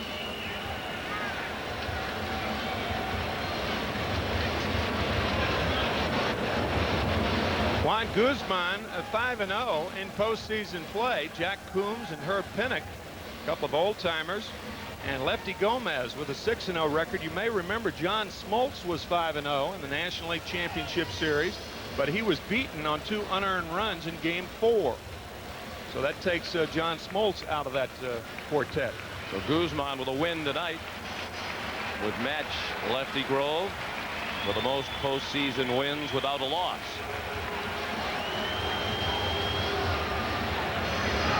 Lefty Gomez, pardon me. 1 run in, and the Phillies have Kruk at first with 1 out and a count of 2-0 on Dave Hollins.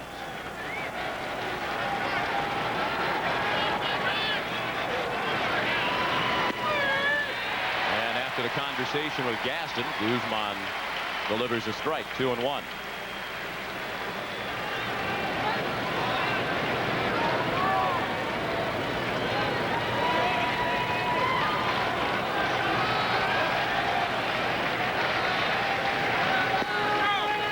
Outside, 3-1 on Holland.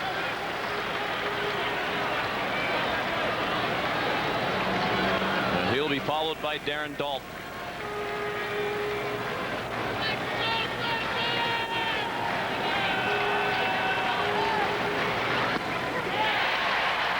Hollins couldn't get to the high fastball. We've talked about the notoriously quiet crowds here in Toronto, and we certainly saw an exception to that during the pregame festivities, but with the run the Phillies have scored here in the first, it is very quiet again.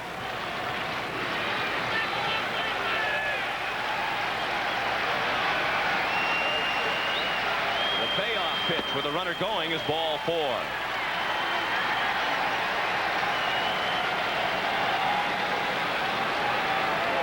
The Phillies love to face a pitcher who has control problems because they're a power hitting team, and 3 of the top 4 positions as far as walks are concerned, and leaders in the National League, were held by Philadelphia Philly batters. So they will not help Guzman out and swing at balls out of the strike zone. As a team, they drew 665 walks during the regular season in 162 games. Darren Daulton, one of those patient hitters, who walked 117 times during the regular year. He's up with 2 men on and 1 out. 1 run in. The Phillies lead 1-0. Guzman has walked 2 in the inning. He's given up the RBI single to Kruk, and he has a strikeout of Duncan to his credit. I think when Cito Gaston came out to the mound, it was just to reassure Guzman that he thought some of those strikes or those pitches to Dykstra were strikes also, and I think Borders thought that pitch was a strike. And he took off his mask and said something to Dave Phillips, the home plate umpire. Usually umpires don't mind if the catcher keeps his face straight away to center field, and he'll allow him a little more leverage in what he has to say. Davey Phillips in his 23rd year as a Major League umpire, looking his 4th World Series. He's the crew chief for the 6 umpires assembled.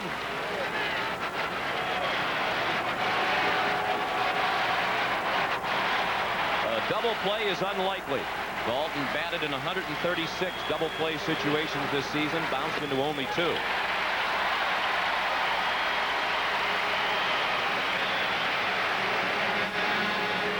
That was the lowest rate in the majors among everyday players.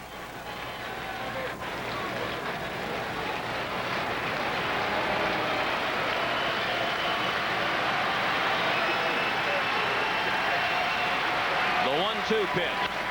Lined into right for a hit. Kruk will be waved around by Boa. Carter kicked the ball in right, and the Phillies lead 2-0.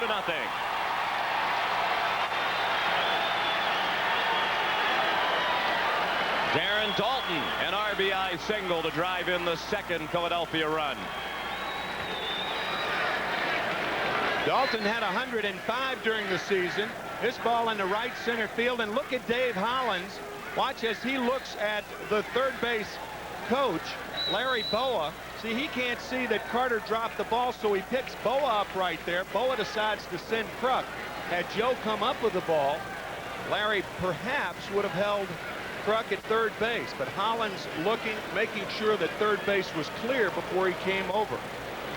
It's a single for Daulton and an RBI. They've charged Carter with the first error of the World Series. Official scores with the judgment that Hollins went from 2nd to 3rd as a result of the boot by Carter. Still only 1 out. 6th batter of the 1st inning for Philadelphia is Jim Eisenreich, who took ball 1. He platooned in right field during the regular season in the League Championship Series with West Chamberlain. During the regular season, he hit .318.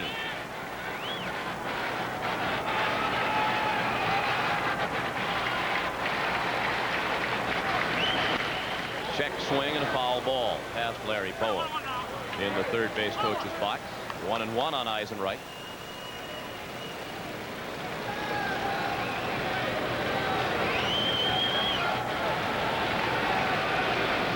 Two runs on 2 hits and 2 walks in the inning for the Phillies.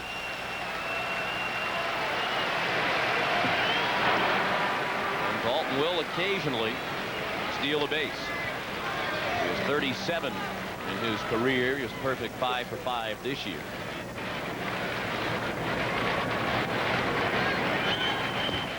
Eisenreich chased a breaking ball at his feet. 1-2. That's a terrific play by Pat Borders. That ball in the dirt certainly saved a run.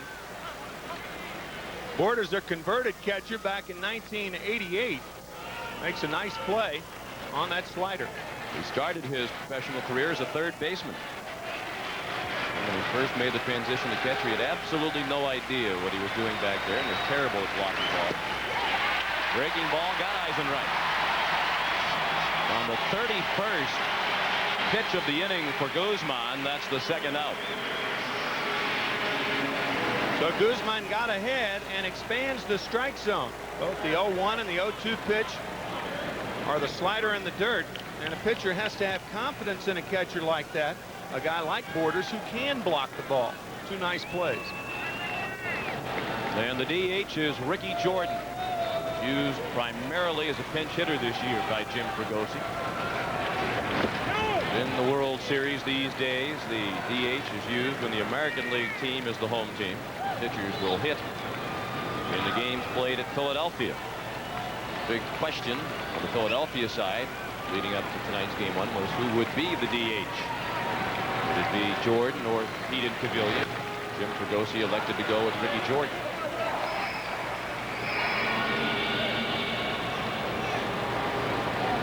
Guzman up to 33 pitches. More or less a 50-50 split, strikes to balls.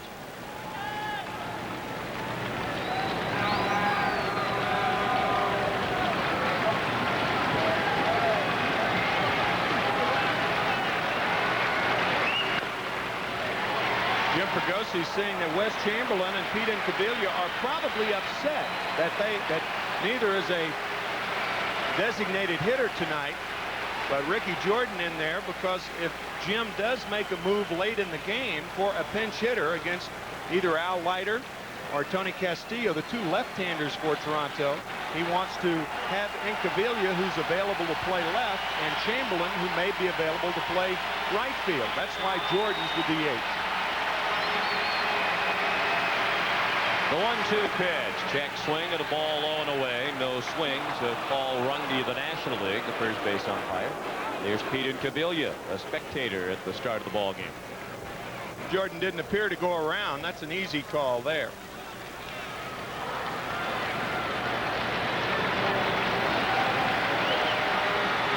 Two balls and 2 strikes. 2 outs, 2 men on. Hollins the runner at third. Dalton at first. The Phillies lead 2-0. It has been a long top of the first.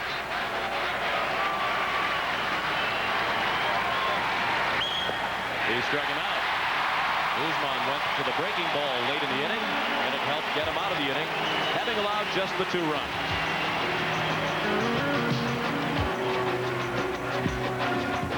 Today's office doesn't always come with 4 walls, so no matter where your employees do business, AT&T has a way to help. Call now for the AT&T Corporate Calling Card. We can customize a plan from over 70 features like flexible billing by location, individual, or account code, fraud protection, discounts up to 40%, and worldwide access. The AT&T Corporate Calling Card. Find out how customized a calling card can be. We're under budget. We're ahead of schedule.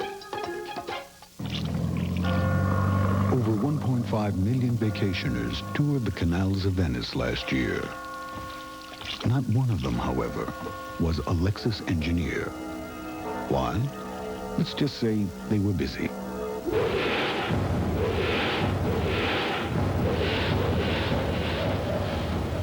The 1994 Lexus ES, improved, revised, refined, in a word, new.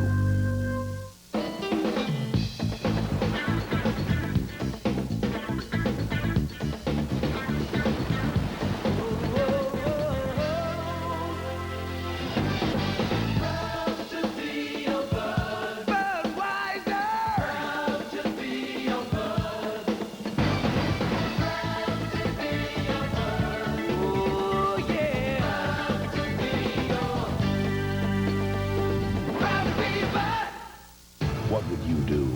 Don't make a sound. Just give me the keys. How would you react? Where's your wallet? It's in my briefcase. Get it. Get it. Would you do the unthinkable? Put down the knife. Experience TV's most shocking hour. Experience Emmy's best drama. The season premiere of Picket Fences in 6 days. The lineup for Cito Gaston and the Toronto Blue Jays tonight. Ricky Henderson leads off in left field, batting second the center fielder Devon White. The second baseman Roberto Alomar bats third. The cleanup hitter is right fielder Joe Carter. John Olerud bats fifth at first base. Paul Molitor, the DH, hits sixth. Tony Fernandez is the shortstop batting seventh. Ed Sprague at third base hits eighth, and the catcher Pat Borders bats ninth. The defense for the Phillies shows Milt Thompson, the left fielder, Lynn Dykstra in center, Jim Eisenreich in right, Dave Hollins at third, Kevin Stocker at shortstop, Mariano Duncan at second, John Kruk at first, And Darren Dalton behind the plate with Curt Schilling on the mound. He had no decisions in the National League Championship Series, but was the MVP. That's how well he pitched. And he's pitching with a 2-0 lead as the Blue Jays come up for the first time in the World Series. Schilling's first pitch, a ball up and in to Ricky Henderson, who went over the plate as if to bunt. And Schilling's first pitch clocked at 94 miles per hour, so both Guzman and Schilling have come out of the gate throwing hard. And throwing inaccurately. 2-0 the count.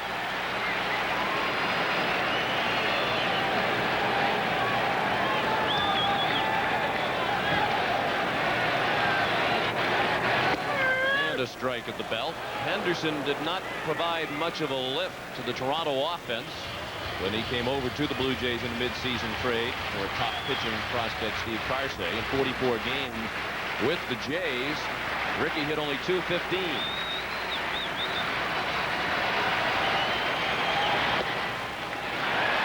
However, he scored 37 runs with only 35 hits, and he's one of the few guys in baseball who can help you when he's not hitting. Talked about that accordion stance of his, how he squeezes it up and down. He's a very difficult hitter to call balls and strikes on. Popped up and out of play. A full count on Henderson, as Jim Gray told you, has been playing in pain for much of his stint with Toronto. Ricky suffered a bone bruise on his right hand as a result of being hit by a pitch by Seattle's Jeff Nelson on August 22nd. And his left hand has also been sore since early August when he strained a tendon while doing some exercises designed to strengthen his left shoulder. Ball 4.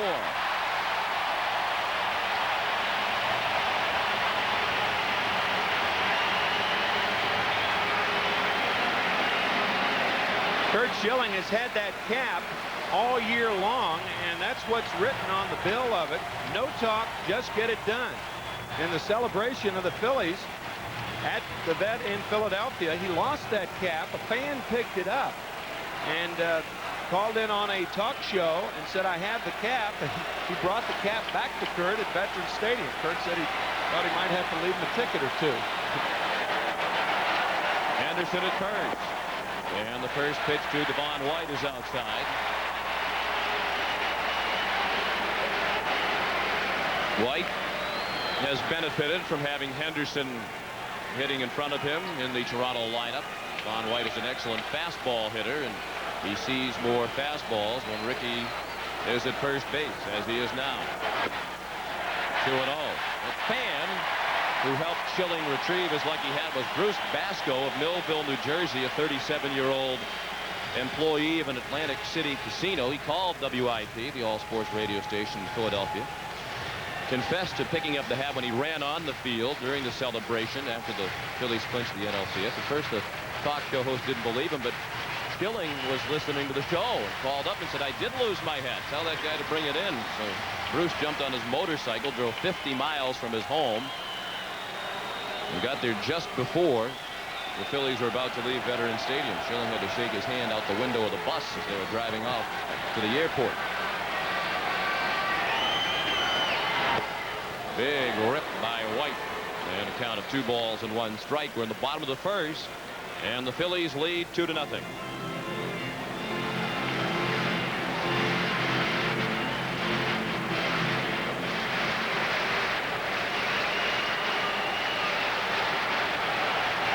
Dalton keeping an eye on Henderson, as is Schilling. Good reason to keep an eye on Ricky. He is the all-time major league leader in stolen bases, 1,095.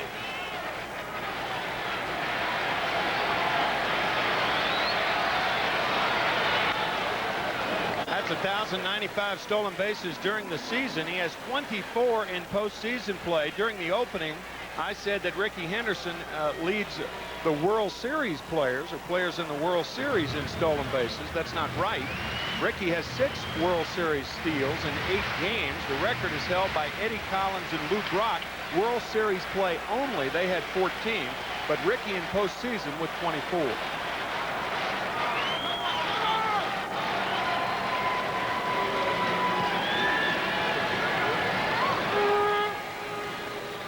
The flip side of that is it isn't very easy to steal on Schilling. And the Philadelphia staff in general does a good job holding on runners. Ricky bluffed, and it's a double play ball. Stocker to Duncan. Double play. Very close at first, but Devon White called out. 6-4-3, 2 outs, and the base is now empty.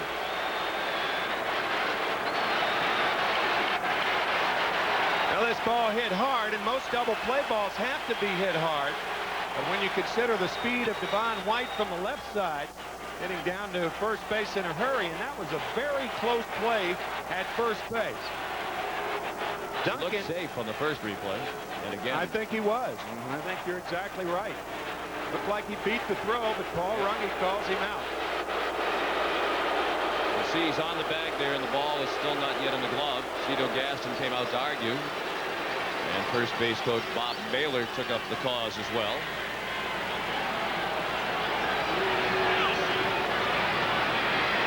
The reason that double play took so long in developing is that a left-handed hitter was up.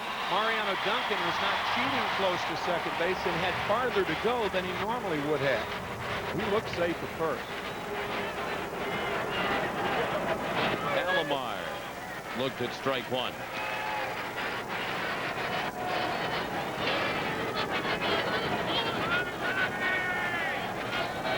Two-0 Philadelphia. 2 outs to the base is now empty in the bottom of the first.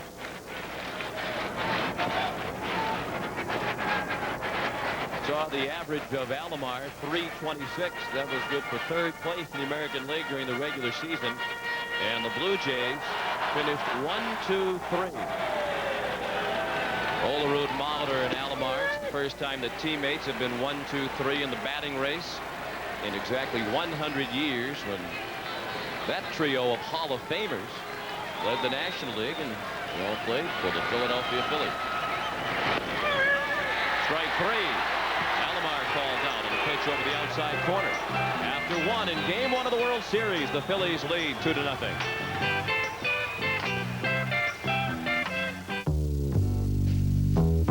Over 20 million vacationers visited the city of Toronto last year. Not one of them, however, was a Lexus engineer. Why? Let's just say they were busy.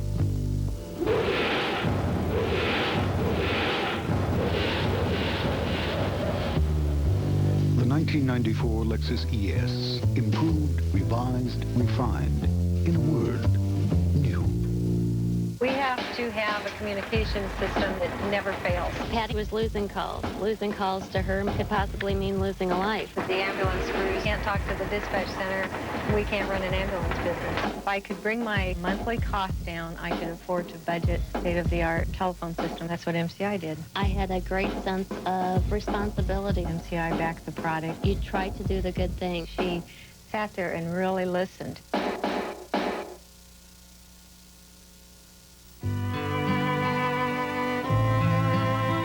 Hunger in the United States is at a record level. The best estimates are that there's 30 million people that are hungry in this country. There are many, many infants and young children who suffer from malnutrition. There's just no excuse for that kind of tragedy. What Share Strength does is we get resources to communities so that they can feed more people more effectively. It's going to take a lot to solve hunger in this country. We're grateful for American Express card members' support in helping to provide a meal every time they use the card. Now till December 31st, use the American Express card to help feed millions of people. The charge against hunger is a battle that we can win. Everybody thinks programming a VCR is so incredibly complicated. Record Channel 3, Sunday, 7 p.m., 8 p.m. What's the problem? Magnavox, the only VCR with Smart Talk remote. Smart, very smart. October 27th. Head south with Glenn Fry and Aries Spears. Get the kids fed it. South of Sunset. First pitch of the second inning, bounced back to the mound by Milt Thompson. Guzman throws him out after bobbling it for a moment. Well, we had our first fireworks of the World Series during the break between innings. Roberto Alomar called out on a pitch that on that angle certainly appeared to be high enough, and from this angle appeared to get a piece of the corner. But Cito Gaston was displeased with the umpiring in the first inning, and after inviting Davey Phillips, the home plate umpire, to come a little bit closer, he engaged him in some chin-to-chin conversation. I think it really started with the first batter of the ball game, Tim. The pitches to Dykstra, some of them appeared to be called strikes. Balls that rather, pitches that were called balls looked like strikes, is what I'm trying to say. And Dykstra wound up walking to lead off the ball game. And then you had what appeared to be Devon White beating the play at first base, and Gaston went out to argue that play, and before he was able to sit down in the dugout, he thought that Phillips was squeezing Roberto Alomar, but as you could see, that last pitch looked like a strike. A manager cannot argue balls and strikes. That's an automatic ejection. However, common sense would dictate that umpires are much more lenient in the World Series.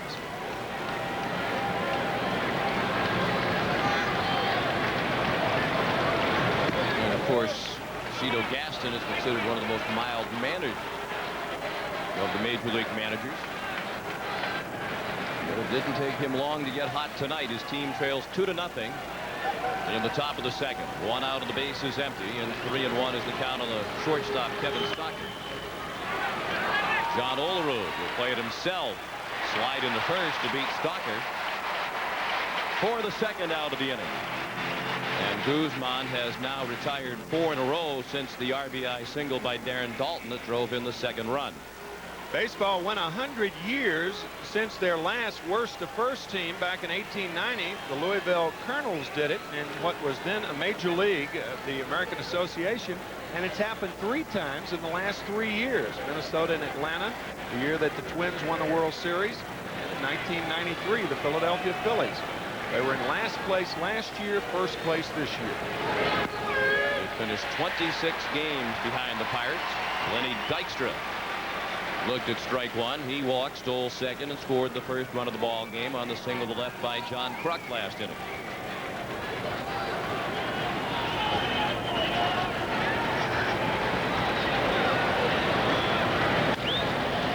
Fouled out of play, 0-2.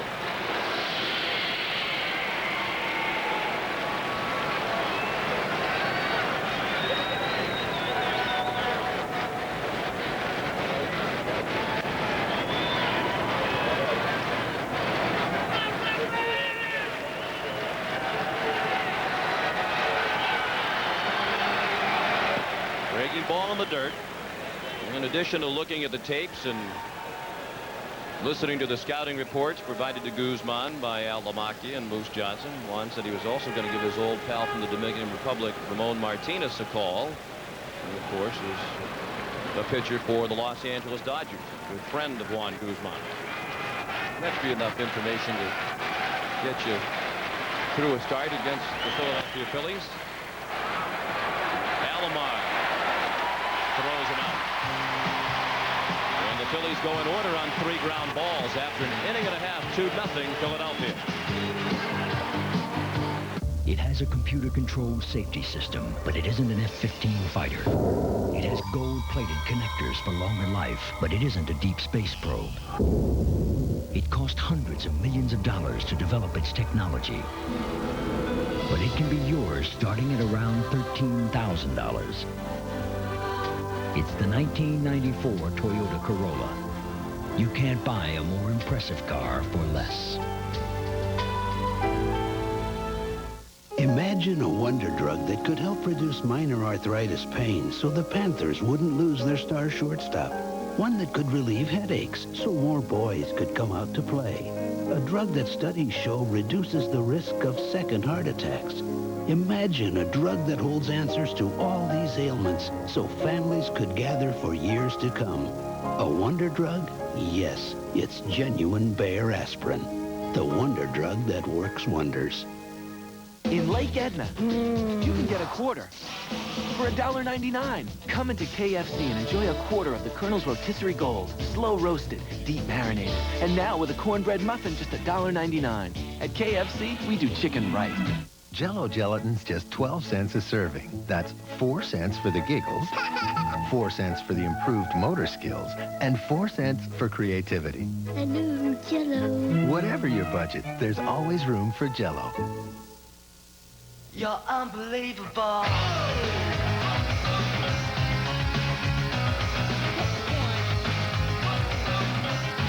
You're so unbelievable.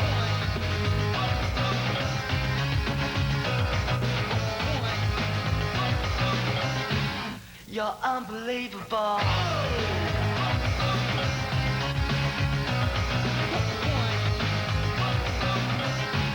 You're unbelievable. A thank you message from Major League Baseball. Get your game cards ready and stay tuned for the Budweiser World Series Classic Play at the end of the 5th inning. You could win $100,000. And welcome back to Sky Dome for Game 1 of the World Series. We're heading to the bottom of the 2nd inning. Philadelphia has a 2-0 lead over Toronto, and Kurt Schilling will face the middle third of the Toronto order in the 2nd. Joe Carter, John Olerud, and Paul Molitor. It was another season of big production for Joe Carter. With his 121 runs batted in. Got off to a flying start in that direction with a club record 25 RBI in April. 1-1 from Schilling. He tied him up with the fastball, 1-2. That's where pitchers try to pitch Joe, is inside, right at the hands. He's a low ball hitter and likes to extend his arm. What remarkable production. 893 RBIs over the last 8 years. Up the middle, a base hit. That's the first Toronto hit. The single into center for Joe Carter.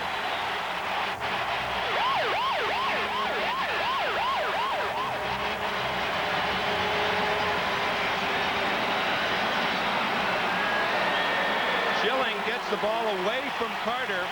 I'll tell you, those last 2 pitches, the 1-1 pitch in on the hands and the 1-2 pitch out over the plate, and that's what we were talking about Joe Carter. He loves to extend his arms.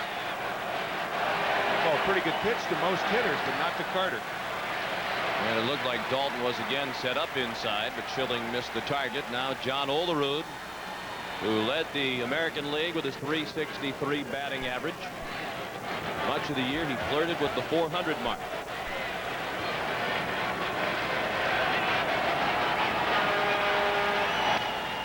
In on the hands, but a base hit.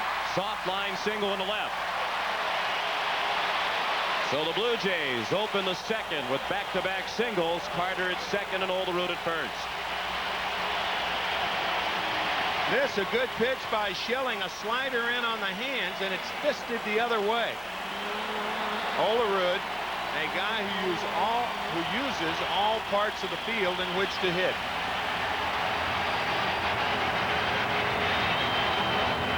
Now Paul Molitor, who finished 2nd to Olerud in the American League at hitting at .332. Hit 22 homers, drove in 111. It was his first season of 100 runs batted in or more in his 16-year career. It came at age 37.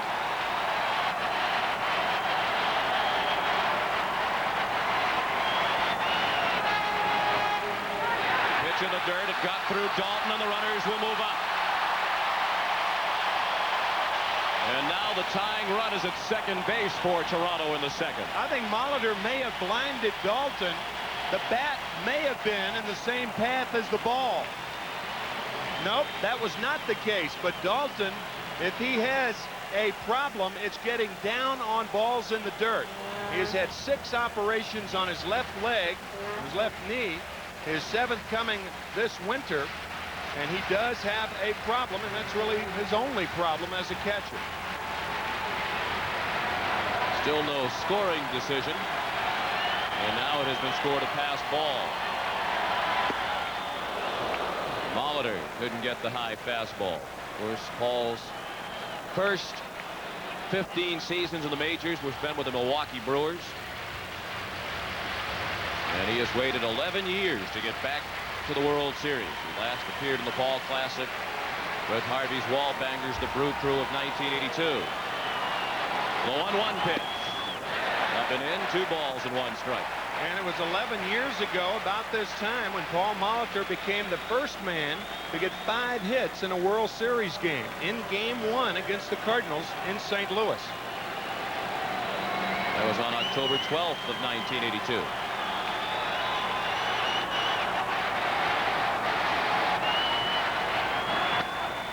Well hit on the ground, backhanded by Duncan, and safe at first is Molitor. Carter scores the first Toronto run.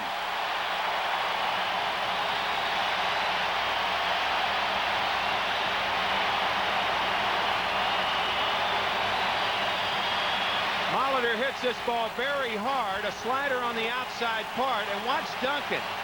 He does finally get to his knee, his right knee, and his throw to first is too late.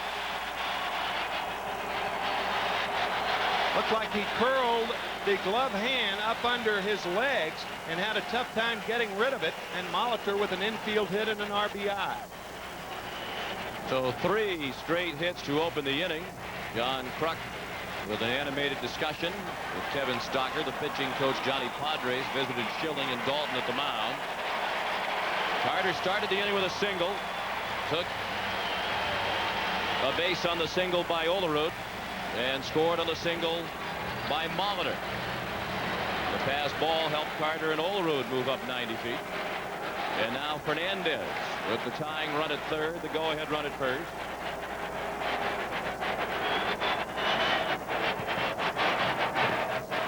Swing and a miss for strike 1.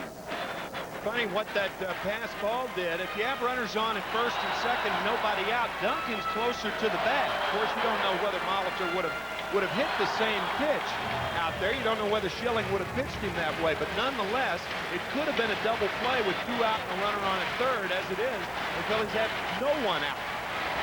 And runners at first and third, and a count of 1-1 on Fernandez.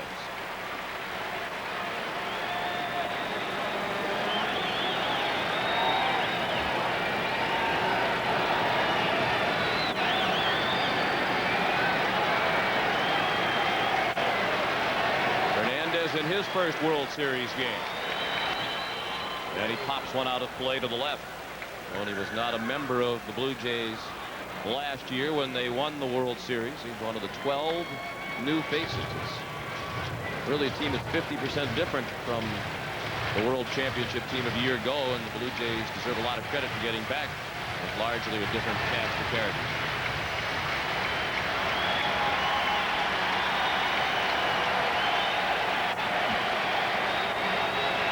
The 1-2. Chopped slowly towards second. Duncan to Stocker for the out on Molitor. The tying run across as Olerud came in from third. And the Phillies and Blue Jays are tied at 2.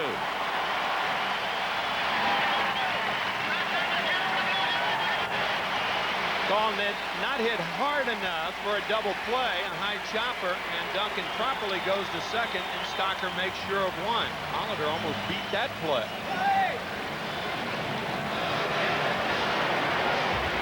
2 runs on 3 hits for the Blue Jays. All of that here in the second. Phillies scored twice in the first. Now it's Sprague.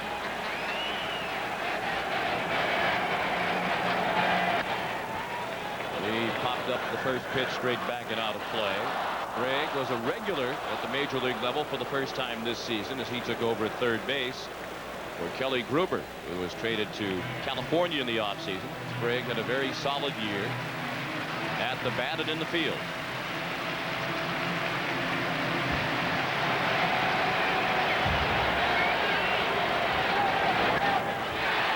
Base hit past the diving Stocker. Hernandez round second. He'll stop midway between second and third, and he's just back safely. At first, it looked like Tony was going to stop, and then he appeared to decide to go to third, and then he decided to stop again, and that indecision nearly cost him. You've heard of middle infielders decoying a runner at first base. Well, runners going from first to second decoy outfielders too. You can see Fernandez almost came to a stop, then he turned it on, and now he gets back to second, and he's called safe. See, he almost stops right there, and now he's trying to decoy Dykstra into making a lollipop throw into third, but he's safely back into second base, not even close, really. 4 hits in the inning, still only 1 out. Pat Borders the hitter. And he looked at a breaking ball high, ball 1. It's certainly not where Schilling intended to throw that pitch. Borders was the MVP of the World Series last year.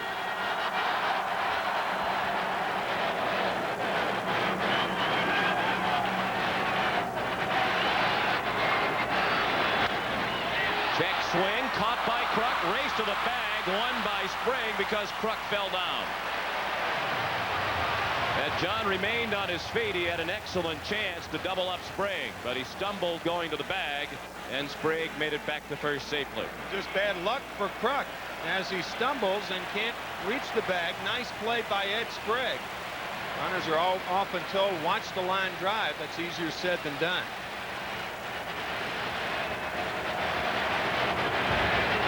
Now 2 outs, and the 7th batter of the second inning is Ricky Henderson, who walked his first time up. He had a miserable league championship series against Chicago. He had only 120.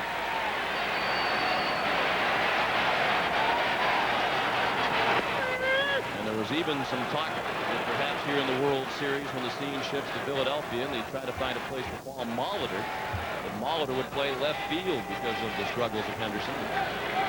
Tito Gaspard said yesterday, Molitor won't play left field unless everybody else on the Blue Jay team is dead. And rather definitive as well. There's Molitor. There's Ben Rivera, who has started throwing in the Philadelphia bullpen. We're tied at 2. As you might expect with these 2 high-scoring teams, game 1 is off to an offensive start. Come on, Ricky. You can do it, Ricky. You can do it.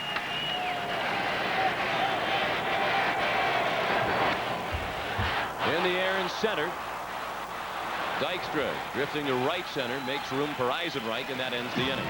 2 runs on 4 hits off Curt Schilling in the second after 2. 2-2 the score.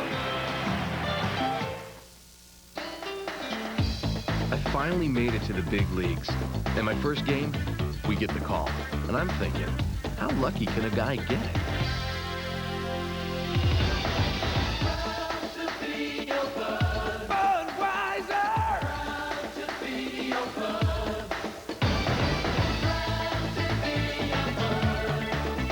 Beechwood aged for that fresh, distinctive taste. Crisp, clean, classic. Rangers. Cherokees. Broncos. Explorers. Pathfinders. Blazers. Any pickup or 4x4. On-road or off. Introducing the tough new LTX Light Truck Series from Michelin. John Rainwater, 207,258 miles. William Bailey, 124,708 miles. For the last few years, over 60,000 Toyota truck owners have shared their 100,000 mile stories with us. 60,000. Judging from that kind of response, it seems when people think of reliability, they picture a Toyota. Got 100, 200, 300,000 miles or more? Call us. Toyota trucks. You just gotta love them. What's the worst day in a woman's life? When she's 30! Celebrate Corky's birthday. This party's going to be about as festive as an evening with Dr. Kevorkian. All new Murphy Brown. Then, Jack proves chivalry isn't dead. Would you please give me a little help? It just hurts a little. Love and War after Murphy Brown, Monday. CBS Sports coverage of Game 1 of the 1993 World Series is brought to you by Budweiser, Beechwood aged for a crisp, clean, classic taste.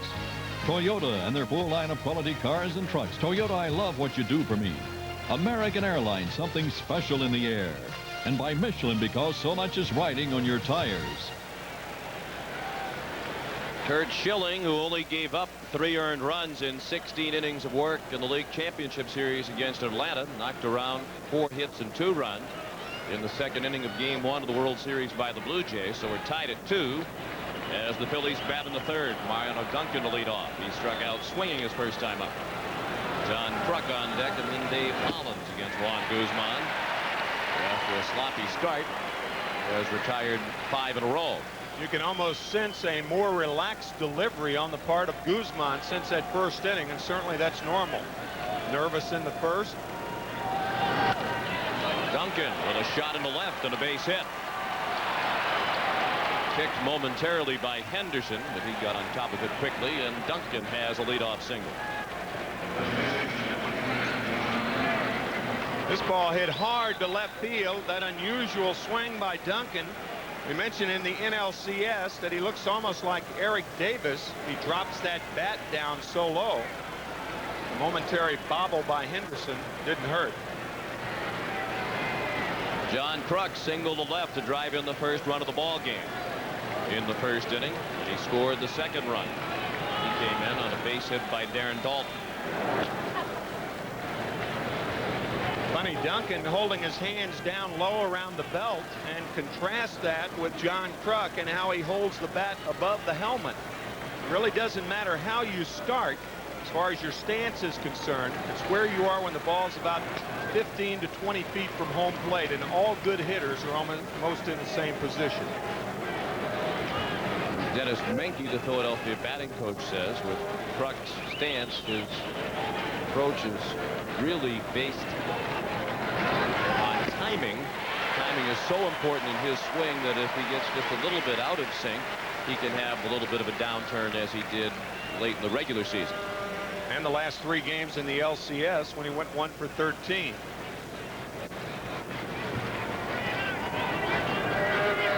Oh, 1 on Kruk. 2-2 the score in the third.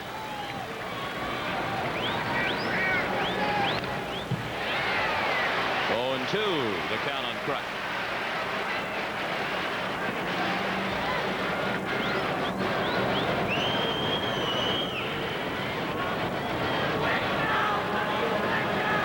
Even for the World Series, John didn't bother to clean the pine tar off his helmet. Earlier in the year when Jim Fregosi asked him to do that, he went into a slump. And in fact, the junk all over his helmet.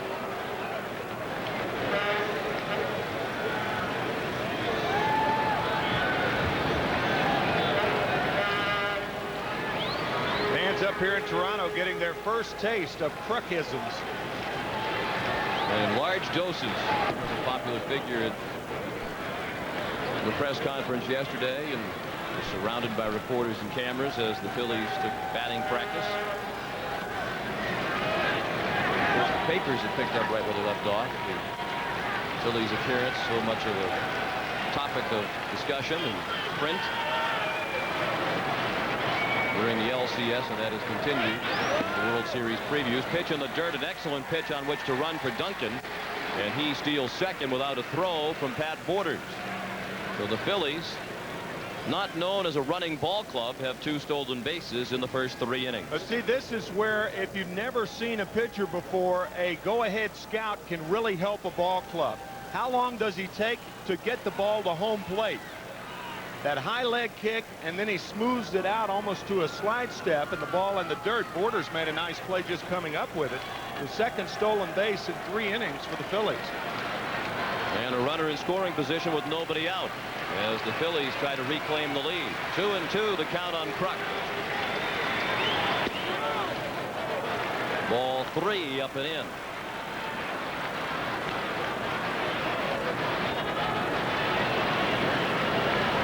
And the count is full. Guzman walked 2 in the first,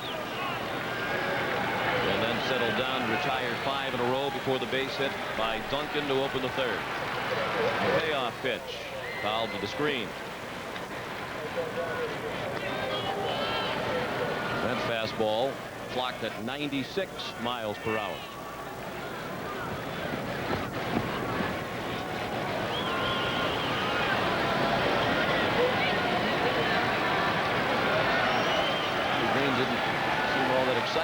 the World Series. Another payoff pitch. Bounced into right field. A base hit past the diving Alomar.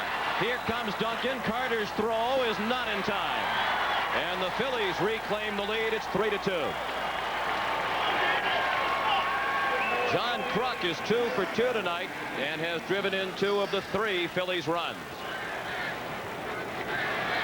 Hit sharply right side. The diving Alomar can't get it. Joe Carter's throw is low enough to keep Kruk at first base. You see how Olerud is faking cutting the ball off. That keeps Kruk there. But the throw too late to get Duncan, and the Phils take the lead again. I think that's what you're going to see in this series. Both teams taking the lead away from one another throughout. Dave Hollins with a fly ball to straightaway center. White the catch for the first out of the inning.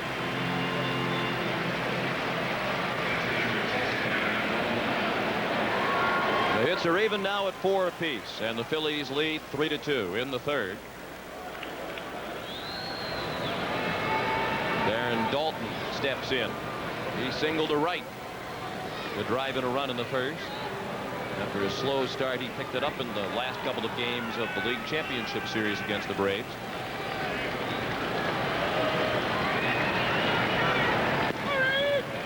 And the first pitch to Dalton is strike 1.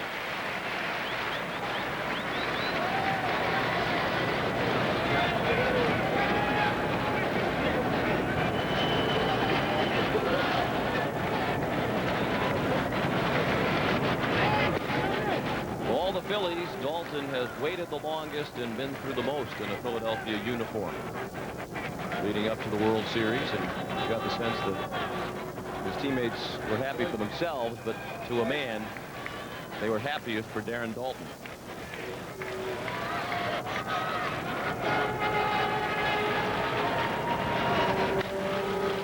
Down the left field line and slicing out of play. Dalton first appeared in the major leagues with Philadelphia back in 1983. And prior to this year, he had never played on a team that finished closer than 15 games out of first place.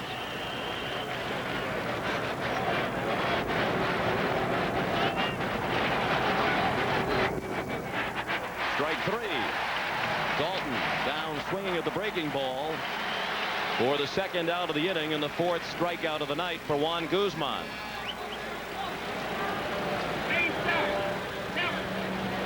Guzman has 4 strikeouts and 3 have been on sliders down in the dirt. Those are nasty sliders from Guzman. It has a tight grip on them, similar to a Steve Carlton slider. Steve Carlton throwing out the first ball in game 4 at Philadelphia. Eisenreich slaps one to short. Fernandez to Alomar to end the inning. The Phillies take the lead. We'll return to Skydome after this message and a word from your local station. In Bosnia, CBS reported on a family separated by war, their home destroyed. This is just one image that stuck with me. I just knew that I had to do something. Touched by our story, David Sager arranged to bring the reunited family to a safe new home in America. The CBS Evening News with Dan Rather and Connie Chung, team to cover your world. Hi. Do you know my new show, The Nanny, premieres after the World Series? Oh, you got something right here. The Nanny premieres Wednesday, November 3rd. This is CBS.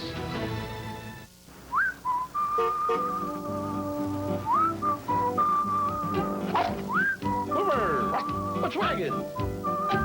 Big 4 again. Usual number. Straight.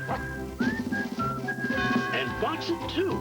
50 cents each way. The Pennsylvania Lottery's Big 4 game. Who says you can't teach an old dog new tricks? Don't forget to play both ways every day. You might be the lucky dog who wins. This house is you, Boomer. And the owners aren't anxious to sell.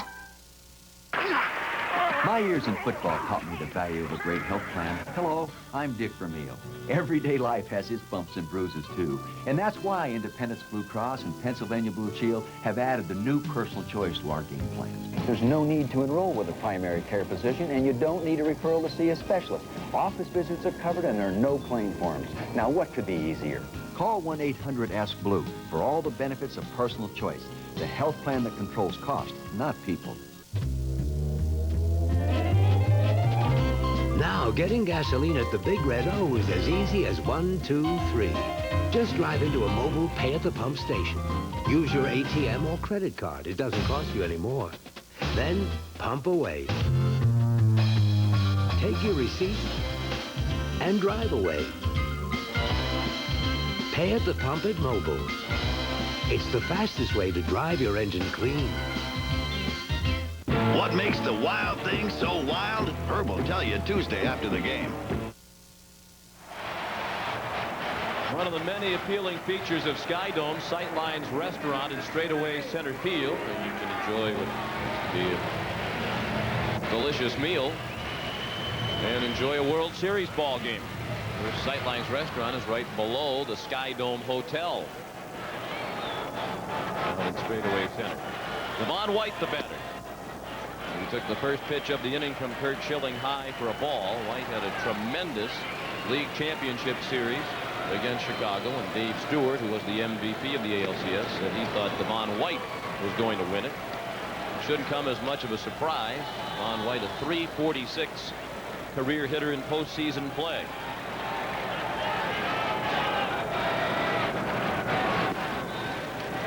And that is one of the best averages of all time. Third best, in fact. And look at the company. Lou Gehrig at .361 and Thurman Munson at .357. The only players with a better batting average in the postseason than White, among those who have had 100 or more postseason at-bats.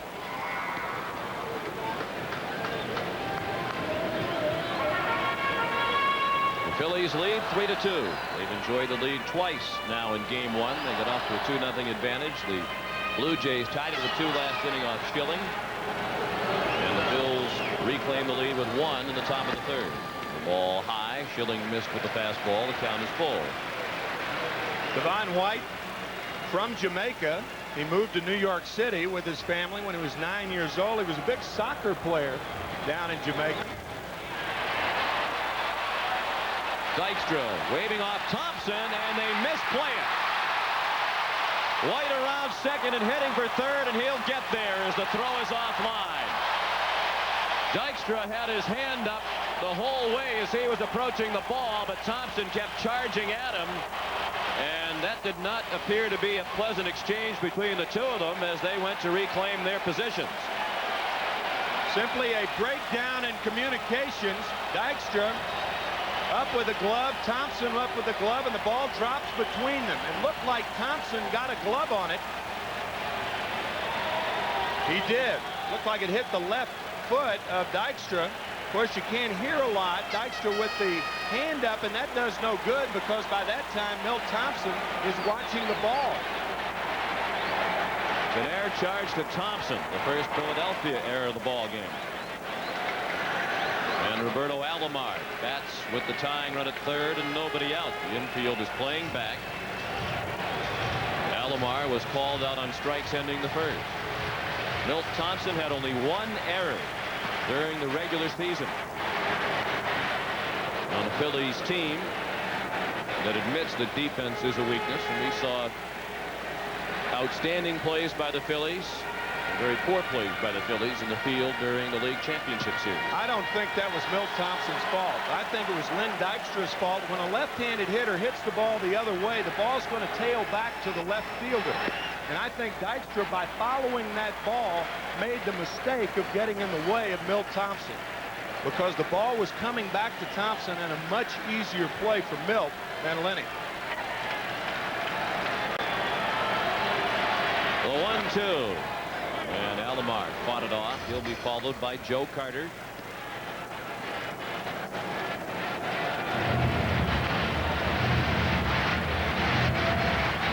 Devon White at third. Thompson had only one error, and he played in 106 regular season games. A pop-up. That won't get the run in as Hollins settles under. That's the first out of the Toronto third.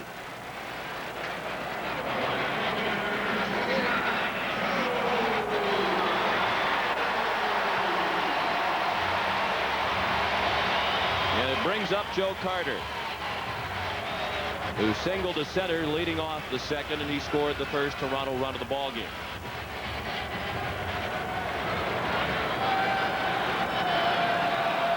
The infield remains back for Philadelphia. And Carter lifts one to right. With White's speed, that should be deep enough. Eisenreich with the catch. And White is on to score the tying run. So the Blue Jays capitalize on the error by Thompson to tie the game at 3. You know, one thing should be noted here, Sean.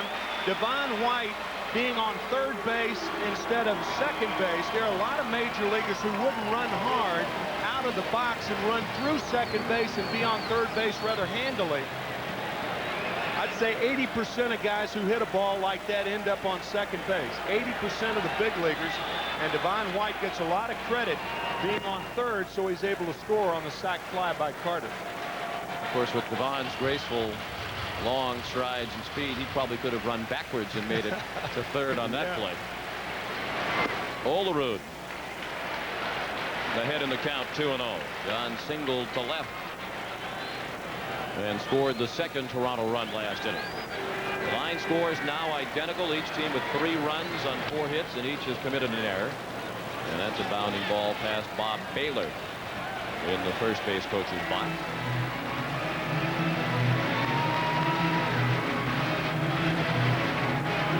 Terry Mulholland will be the Game 2 starter tomorrow night for Philadelphia. Be opposed by Dave Stewart. Nice play on the comebacker by Schilling. And that ends the inning. And the error proves costly to the Phillies. After 3-3 the score.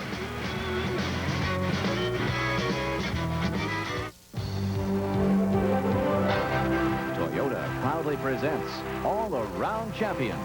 Kids love sports. It's an important part of growing up. And if they have the chance to watch and play with a hero like Cecil Fielder, then it also becomes an indelible memory. When a star takes the time and effort to give back to the community, it becomes an experience that has lasting benefits for everyone. Toyota is pleased to salute all-around champion Cecil Fielder by contributing $1,000 to the Boys and Girls Club of Detroit. Besides being an educator, Jim Elkins is a collector of antiques and an occasional Montana trout. Having owned a dozen Toyota cars, Jim naturally made the T100 his first Toyota truck. Your typical big truck owner? No. But then the T100 is not your typical truck. Observe the Detroit Free Press. The cabin reminds one of the Toyota Camry in equipment and comfort. The Toyota T100 puts you in a whole new class. Movie dinner. I love this place. It's not a party without the new Burger King Everyday Value Menu. Don't you have any refreshments around here? The Value Menu has tasty flame-broiled burgers fixed your way for just 99 cents. Anything you want. Almost. Like, can you get with a $1.99 for a sandwich combo? No problem. And a Whopper Value Meal for only $2.99 every day. You know who we're doing it for. For me. Check your Burger King Value Menu for their everyday low prices. We all gonna shoot over to Burger King. Burger King? Try the new Everyday Value Menu. Just the jam. Fred's my AT&T sales rep. The country gives me the creeps, but I came out here to tell Jan about AT&T's Maximum Advantage. Everything about it is simple, except running it. Maximum Advantage doesn't work for you. You're automatically enrolled. You get AT&T's best service at our lowest price guaranteed. We'll look at your calling patterns quarterly and make new recommendations. Jan, with our international fax and calling plans for our 800 service, you can be hosting the whole world that you're in. Hi. We're the Raskins. Ah, welcome. Fred really knows my business. I'm sure I could get him up here full time. This game summary is sponsored by AT&T. 3-3 the score after 3 innings. John Kruk is 2 for 2 and has driven in 2 of the 3 Philadelphia runs. Paul Molitor had an RBI single for Toronto, scored their first run. And Joe Carter has scored a run and driven in 1. And Kurt Schilling was victimized by the misplay in the outfield, the miscommunication between Thompson and Dykstra. which led to the tying run scoring for Toronto in the bottom of the third. Line scores identical as the fourth inning rolls around. And Ricky Jordan looked at a first pitch ball from Juan Guzman. Bottom third of the order, Jordan, Thompson, and Stockard. Interesting to notice the reaction of Curt Schilling, who gave up 2 runs in the second inning. He was mad at himself. But an error by an outfielder, there's no way that he's going to show emotion on the bench, because that's really showing up your outfielder. And the Phillies and the Blue Jays, for that matter, both teams very professional and very much like a family. Very, very close. Matter of fact, Cito Gaston telling us that he's almost as happy these guys won it this year as opposed to last year with 12 new faces on his team. Even with all the new faces, he feels that this is a more closely knit group than the team that won the World Series last year. And of course, we've heard a lot about the togetherness and harmony of the Phillies, but it certainly looked after the misplay that Thompson and Dykstra were none too pleased with each other. That can often be a reaction just to what happened. You're not necessarily taking it personally. It's just that you're mad because you both messed the play up. I imagine in true Phillies fashion that was probably taken care of in the dugout between innings. Davey Phillips rings up Ricky Jordan. He strikes out for the second time tonight, and that's 5 strikeouts for Guzman, 1 out in the fourth. Now this slider appeared to be outside right there, and outside by a pretty good margin. Oh, yes. As you can see there, that's 6 inches outside. Hitters don't mind if umpires call the high strike or the low strike because they can reach them. But if you can't reach your ball, you can't hit it, and that ball is unreachable. And it appeared that early in the game, right with the first batter, Dave Phillips had a very narrow strike zone, and all of a sudden, when it expands out there, the hitters don't know what to expect when they go up there. Milt Thompson bounced back to the mound his first time up. He tried to check that swing. It was much too late. 0-2 the count.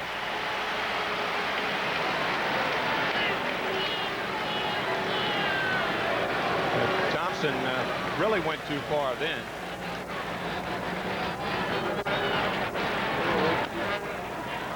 Chop foul beyond the Philadelphia dugout. This is the first World Series for Milt Thompson.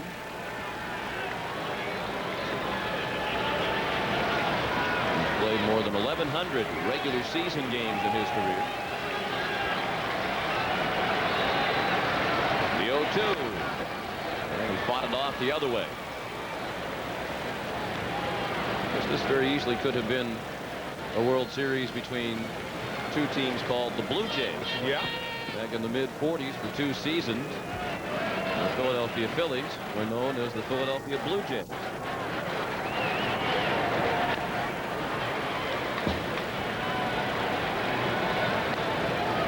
Of course, the Toronto franchise selected its nickname of Blue Jays in August of 1976. They had named the team contest. Blue Jays were submitted by 154 participants. And it was then team owner Robert Carpenter who ran a contest early in 1944 to change the nickname of the Phillies. They hadn't had much success on the field. He thought the change of the name might change the image and perhaps turn around the results. 2 years with the Blue Jays, the Phillies officially restored as the nickname of the Philadelphia baseball team.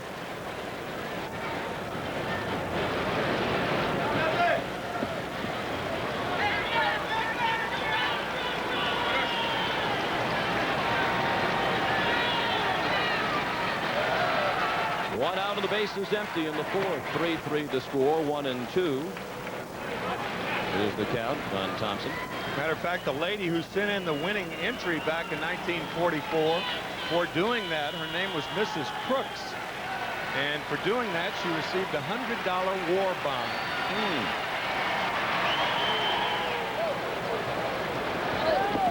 In her winning entry, which we obtained a copy of, I think it's exclusively the property of CBS.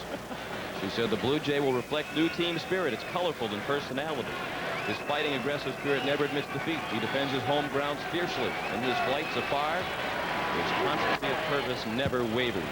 Johnny nonchalant poise when in repose would make a challenging insignia. No wonder they chose that. That kind of inspiring writing from Mrs. John L. Crooks of Philadelphia back in 1944. Now, of course, you played for the then Philadelphia. Oh, no, Blues, I Dave. didn't. I was 3 years old then.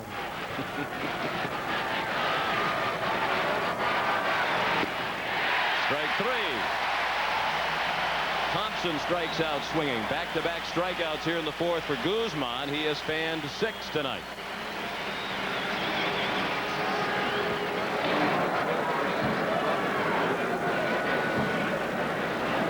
And another feature of Sky Dome along the concourse.